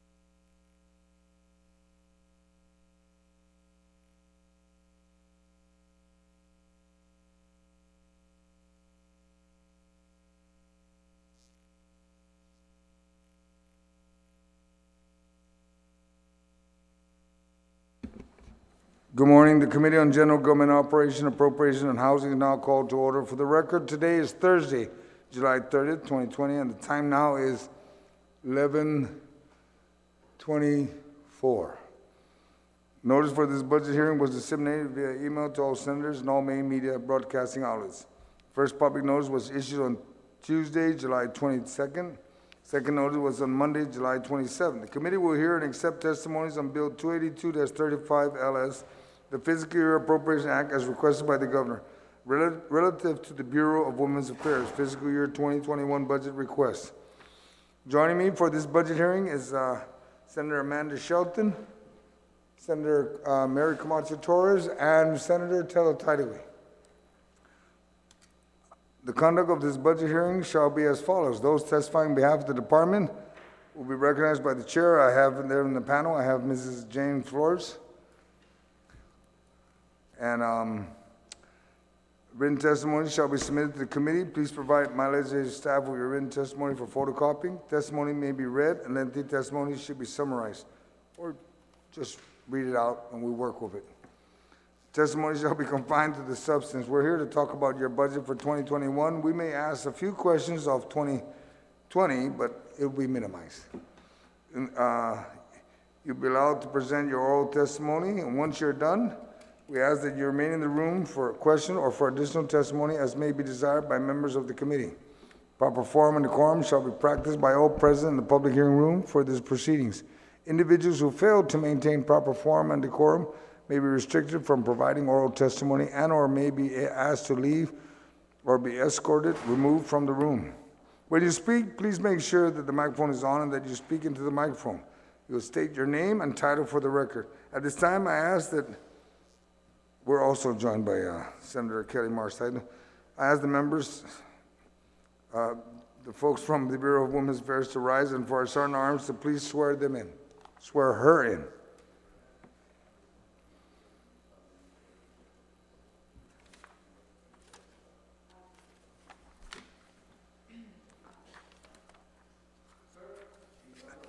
Thank you, Sergeant at Arms.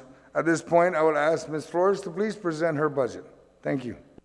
Thank you, Senator San Agustin, and thank you, Senator Shelton and Senator Telo-Taidegui, Senator Kelly Marsh-Taitno, and Senator Mary Torres for this opportunity.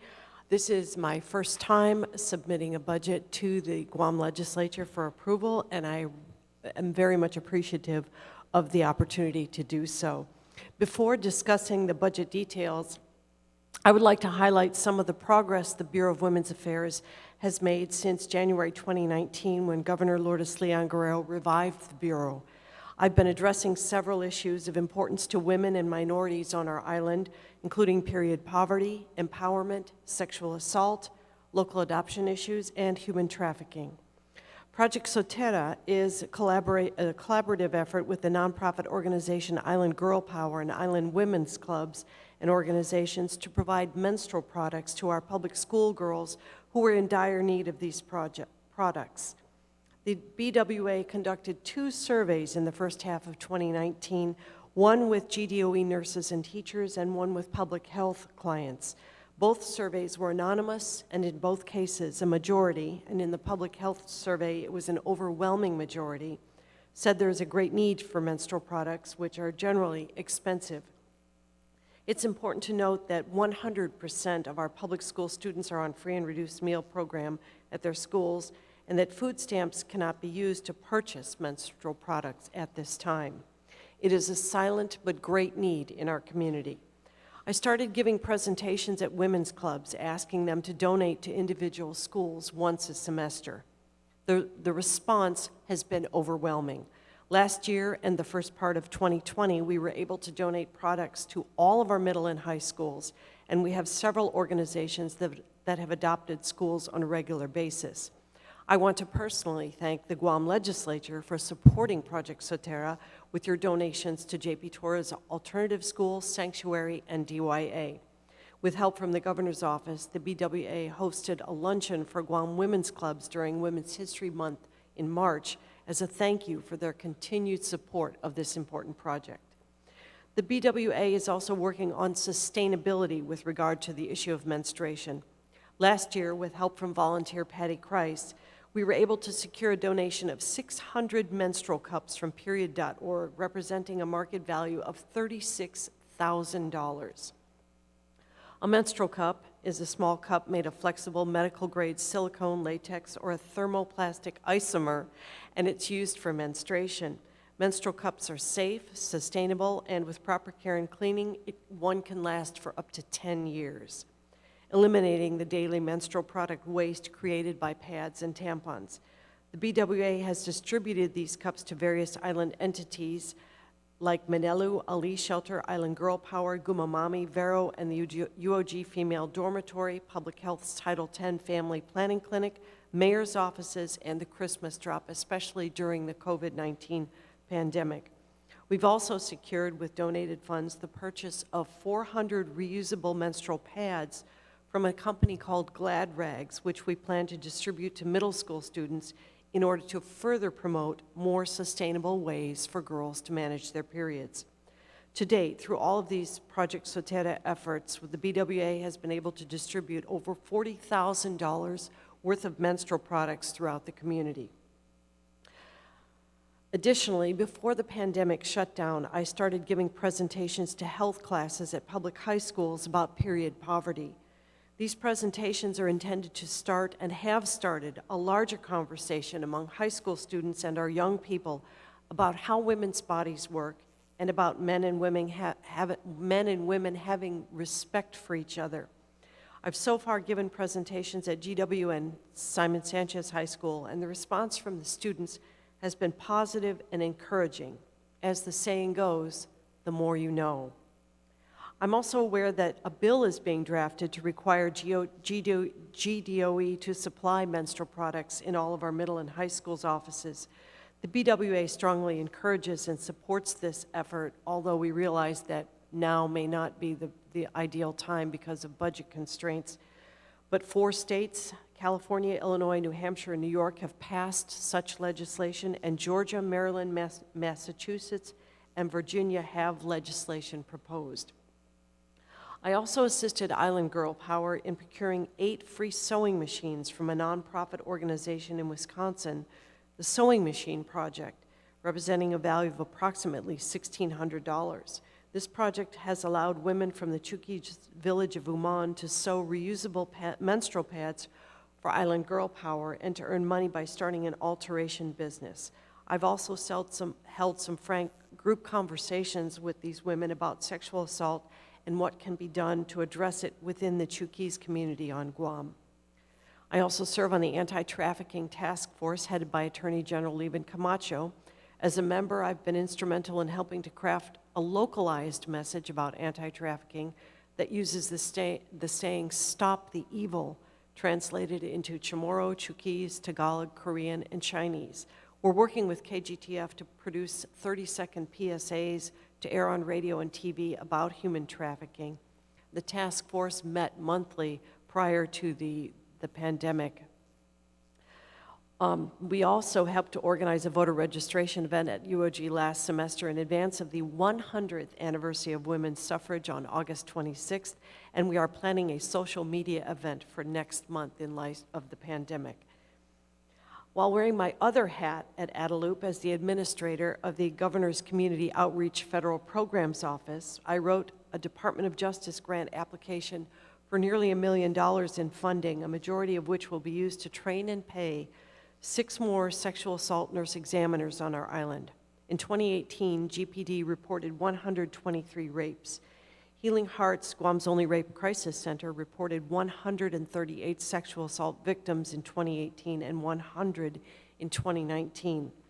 Unless the victim is a child, Healing Hearts will only report the sexual assault if the victim wishes to report it. Thus, some victims seen at Healing Hearts don't enter Guam's criminal justice system. Currently, we only have 3 people on Guam who are trained to conduct forensic sexual assault exams. This situation often results in victims having to wait sometimes for 12 hours for an exam.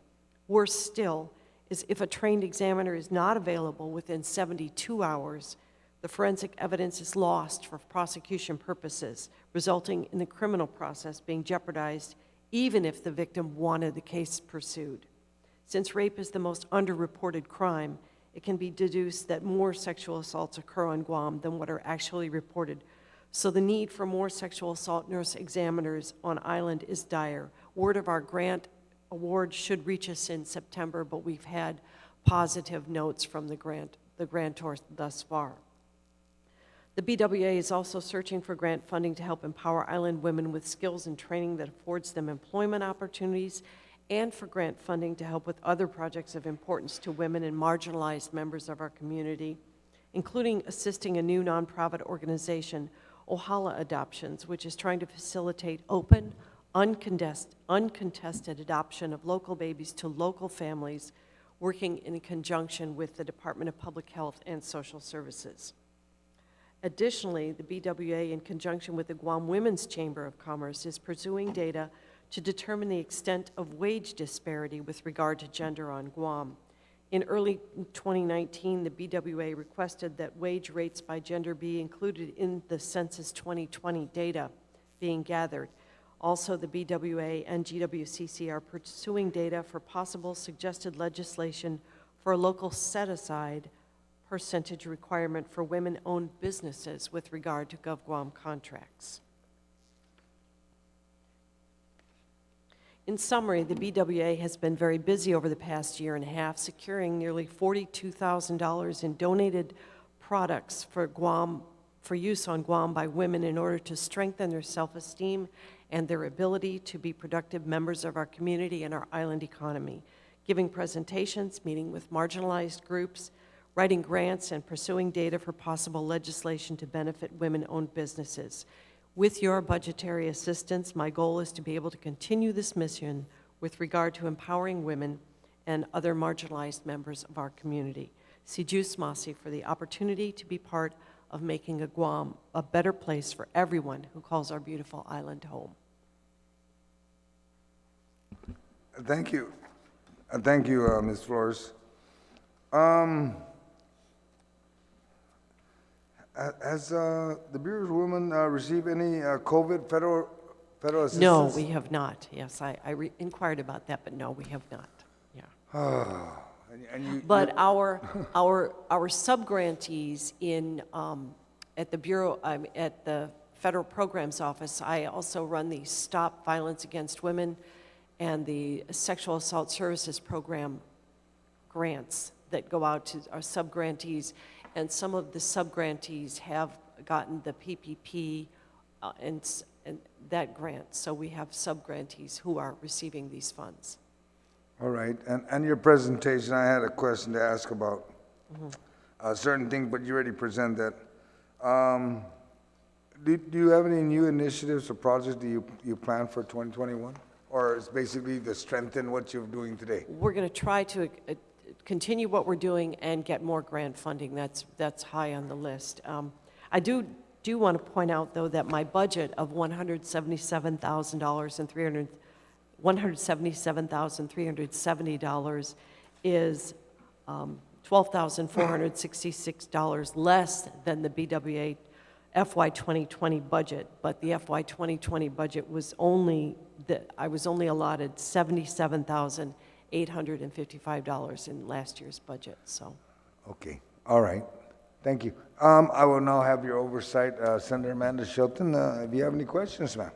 Thank you very much, Mr. Chair, and thank you, Jane, for your presentation and for always being very open, transparent, meeting all the time with me, and advocating for your budget and what the Bureau of Women's Affairs does and what you will continue to do in the coming year. I know this is the first year that you've been up and running since the governor reestablished you at the beginning of her term, and so we're very thankful for the initiatives that you've already seen much success with. And I want to also thank my colleagues in the legislature who have supported the Project Cetera program. Yes, and helped to bring period supplies to students in our local schools. And obviously that's something that we want to see sustained, and hopefully something that we can fund in the budget in future years. Your budget is very straightforward. Obviously not many things. You're a very small bureau, but you have big plans in this coming year, and I would like to see those plans fulfilled. So, Mr. Chair, if I can please ask for your support for the Bureau and to help all of the women in our community. A lot of what the Bureau of Women's Affairs has done in this last year has really gone to just the overall health and well-being of a lot of our underserved populations. And Jane has placed herself in all these different organizations and made partnerships with so many people. And I think we will see this go a long way in the future with our little investment in the budget that will yield so much more. Well, thank you for your support, Senator. I really appreciate it. Thanks, Jane. All right, thank you. Senator Kelly, do you have any questions, ma'am? Situus Masi, Mr. Chair. And I was very excited to hear that this Women's Bureau was being reinstituted because it's just such an important issue. And we are seeing the statistics, as you've mentioned, these high statistics of sexual assault and domestic abuse and other things. And it's just been interesting to me because within Micronesia, now there are combinations, but we have matrilineal societies, and we have a lot of women empowered in many ways. We have a supermajority presence in the legislature and things like this. And so it's definitely, there are issues there, and that are somehow challenging all of these things that one would think would be promoting gender equality and gender consideration.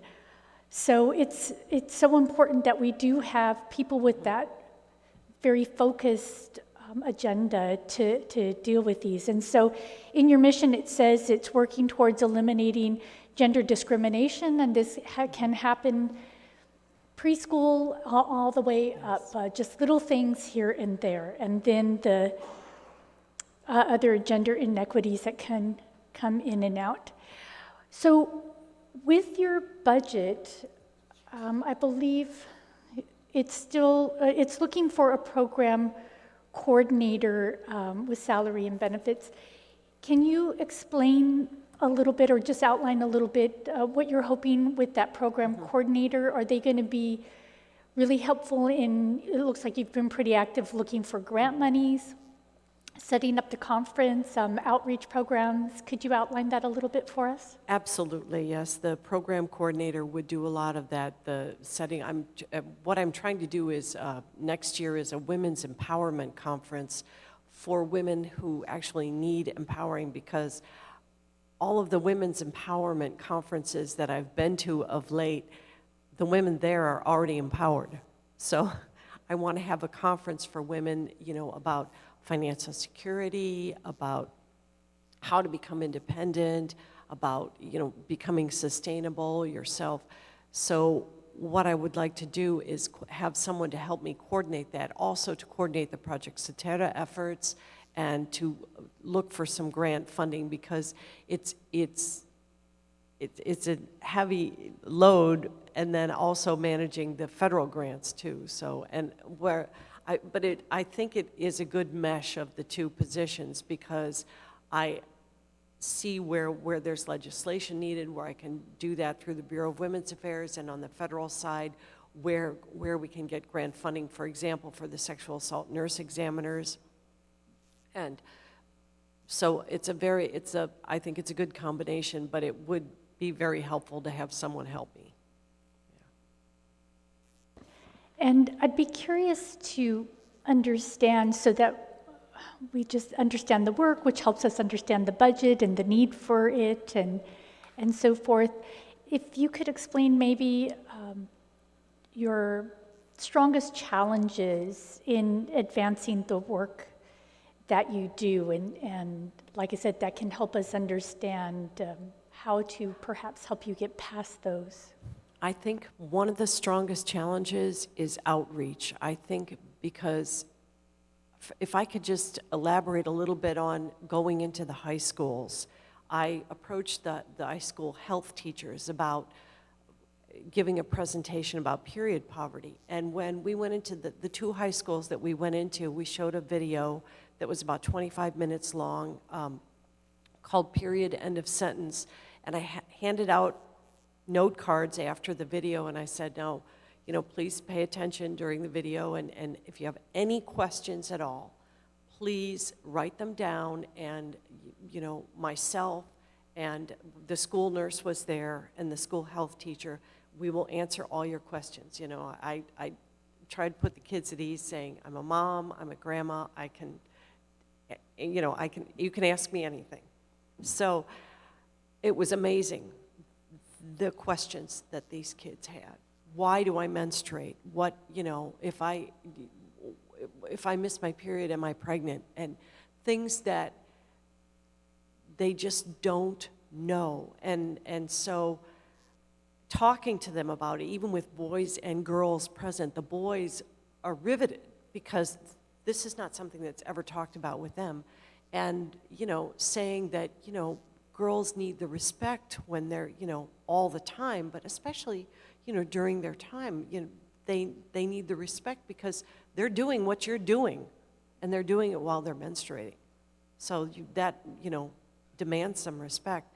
And just the perspective, and starting out when they are younger, because clearly the issues when men are older are harder to crack. And so starting out when they're younger, so I think outreach is probably one of my biggest challenges, getting the message out, getting this message of respect out, because I think that will go a long way toward gender and every other kind of equality here. So to Maasi for providing that. This is something I'm incredibly interested in, and that's the reason, I think one of the first things I did with this term was ask your oversight chair if I could be vice chair of the Women's Affairs. You know, part of what we've been doing is encouraging everybody to build partnerships within the government and anywhere. And so it sounds like you've done a good job. You've been working with Island Girl Power and others. We have a gender studies at the University of Guam. Do you work with them? Yes, absolutely, Deanne. Yeah. Is there any ability for them to intern in your office or work on projects with you? Could you discuss that? I would love to have an intern, absolutely. Right now, I have actually been in touch with Deanne about, we actually did the project last year at UOG, the voter registration project. And this year, the timing was a little difficult because UOG starts, I think, on the 19th, and that's the last day of voter registration before the primary. And the anniversary is the 26th. So we are working on a virtual campaign for that. So, but yes, I absolutely work with her. Yeah. That's also very good to hear because they are a resource. Yes. They're very engaged people with students from all representations. So it's not just the female students who go through that. It's a wide variety. And so, yeah, if they can provide interns or help you run some of that outreach, I think it would be very good hands-on experiences for them. Siduous Masi, thank you for that Mr. suggestion. Yeah. Chair, and Siduous Masi, to you for the work that you're doing. Thank you. Thank you, Senator Kelly. Senator Mary, do you have any questions, ma'am? Yes, hi, Jane. The budget that you're operating under right now is only $77,000, right? Yes. Which is less than what your salary is alone. Yeah. And so what you were able to accomplish in the last fiscal year was supported or funded through the executive branch, more or less? Yes, through the governor's office, yes. But in looking at your budget, and there are very few items that you itemize. One is a salary for a program coordinator, off-island travel, and then some contractual services to include a luncheon and the women's conference that you're proposing. But in the the time of COVID, are those items more of a wish list, or is it something Yeah. that you're actually going to Well, try to accomplish? At this point, it is something that may have to be put on hold because of the pandemic. So I had submitted these items before the pandemic happened, so. It's not a whole lot of money, but it's under $15,000. But I suppose if you're looking at the bulk of it primarily is for the program coordinator to help you get other projects. Yes. Including federal grant applications and management. Absolutely, Is that what you're? yeah, Okay. and coordinating, and if, grants require a coordinator, so yes. Yeah, because I'm sure one of your biggest challenges right now is with women empowerment is how to get women to a place where they are self-sufficient. Yes. Earning jobs. So the challenges of not only mobility or skill set development, but transportation and most especially childcare, I'm sure is one of your biggest. Absolutely. One of your biggest concerns, I should hope. I've also been starting to work with the island mayors, reaching out to them to find out what the needs of women in their villages are. We went to ask them if they needed menstrual cups. I delivered menstrual cups to, I think, 5 mayor's offices so that they could hand them out to women during this time when everybody needs money. So, Okay. and those are just products that are, unfortunately, for a lot of women, a luxury. Yeah, I just wanted to have that discussion because I know that what you're currently operating under right now is significantly less than what you're hoping to get for the FY 2021. But I certainly hope that as you continue to explore, and I'm looking at your list of accomplishments, but I hope that as you continue to explore empowerment issues, that they get to the heart of what truly is empowerment, which is independence and money and the ability to earn a living for a woman. So I wish you luck on that, and Thank you. certainly Yes. if there's policy that we can do to help enact that, we'll I actually down had that road as well. I actually had a discussion with Art San Agustin about, and Dave Della Sola about a caregiver program and trying to fund that through DOL in the villages, because I know through my daughter's work as a home health care nurse that caregivers are needed in every village on this island. And so the hope is that people who need jobs, if they can get the caregiver training, that they could have a caregiver group in each village that could go and visit village homes that need a caregiver in those villages. And I think you also touch on something that also affects the ability of women to move on and provide for themselves is the care for elderly or family members who have non-communicable diseases tends to also inhibit somebody from taking care of themselves or their family because they don't have the ability to afford care for their family members or parents. So I think that's a critical And if you're point. caring for an elderly person, maybe we can find a grant to pay you for that. So. Well, best of luck, like I said, Thank and I you. hope you get there. Thank you. Thank you. Senator Tello, do you have any questions, ma'am? CJ Masu, Mr. Chair, for the opportunity. Good afternoon, Jane. Good afternoon, Senator.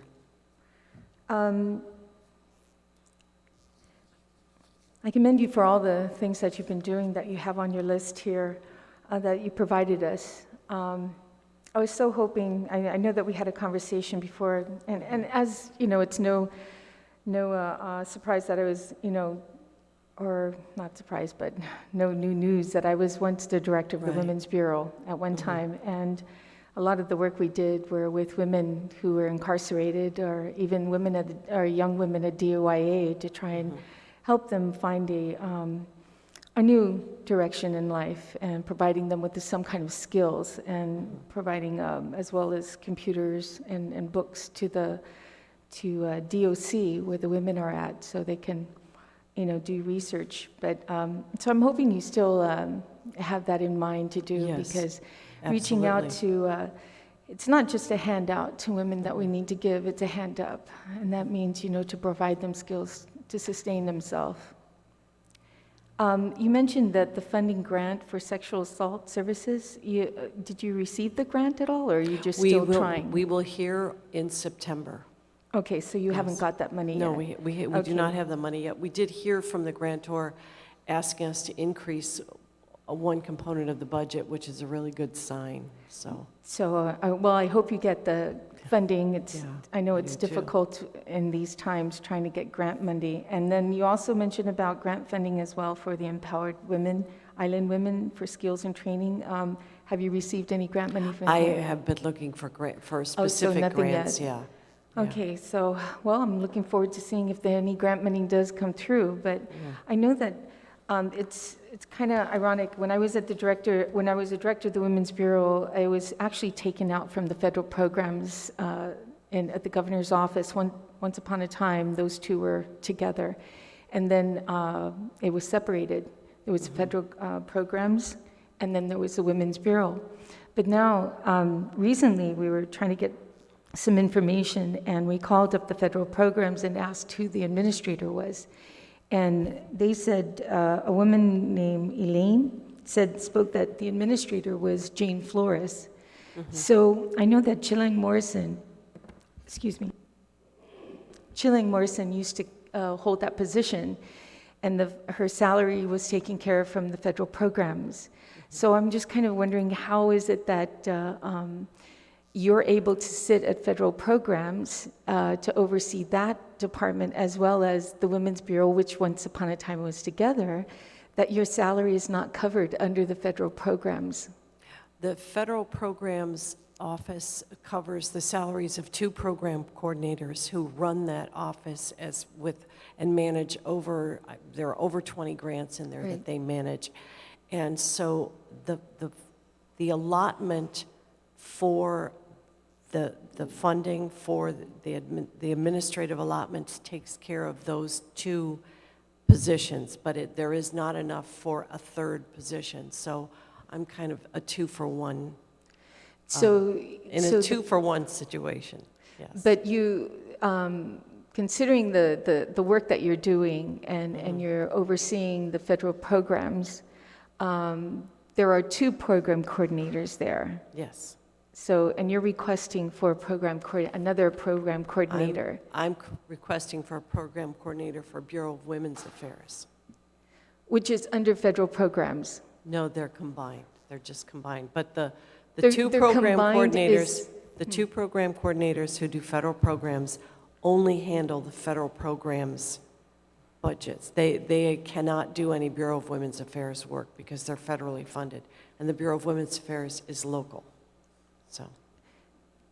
Okay, that's a little bit different from what I was told, because if you're the administrator of federal programs and you because when we called, they said you were the administrator. The governor appointed me the administrator of the federal programs. Federal programs. Right. So, but I'm not taking a salary from federal programs. But you're overseeing the program. But you're not taking salary. And then the money that comes in there, okay, so you're saying that those program coordinators that are in your office that you are the head of, you're separating what they can do from what their tasks. Okay, so you're saying that you're not letting them touch anything with Women's Bureau. Well, but that's not. They're federally funded. There's no limitations, is there, for them to do? Yes, they are. They can only work limited. on federal. They're federally funded by these grants. They can only work on these grants. On those certain grants. So some of the grants that you're seeking in your presentation, this stuff is usually through federal programs, because a lot has to do. A majority of those grants that come through the federal programs are for women's issues.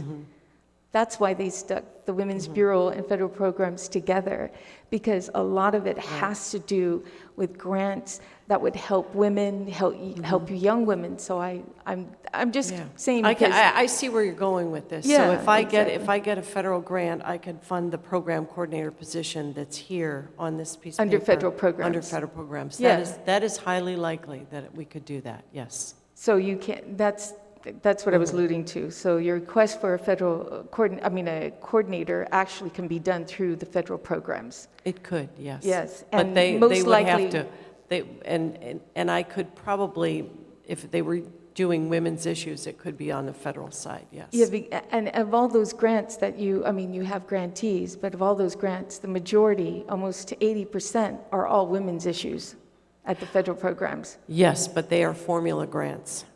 So formula grants are grants that a certain percentage goes to law enforcement, a certain percentage goes to the courts, a certain percentage goes to the AG's office, and we are not allowed to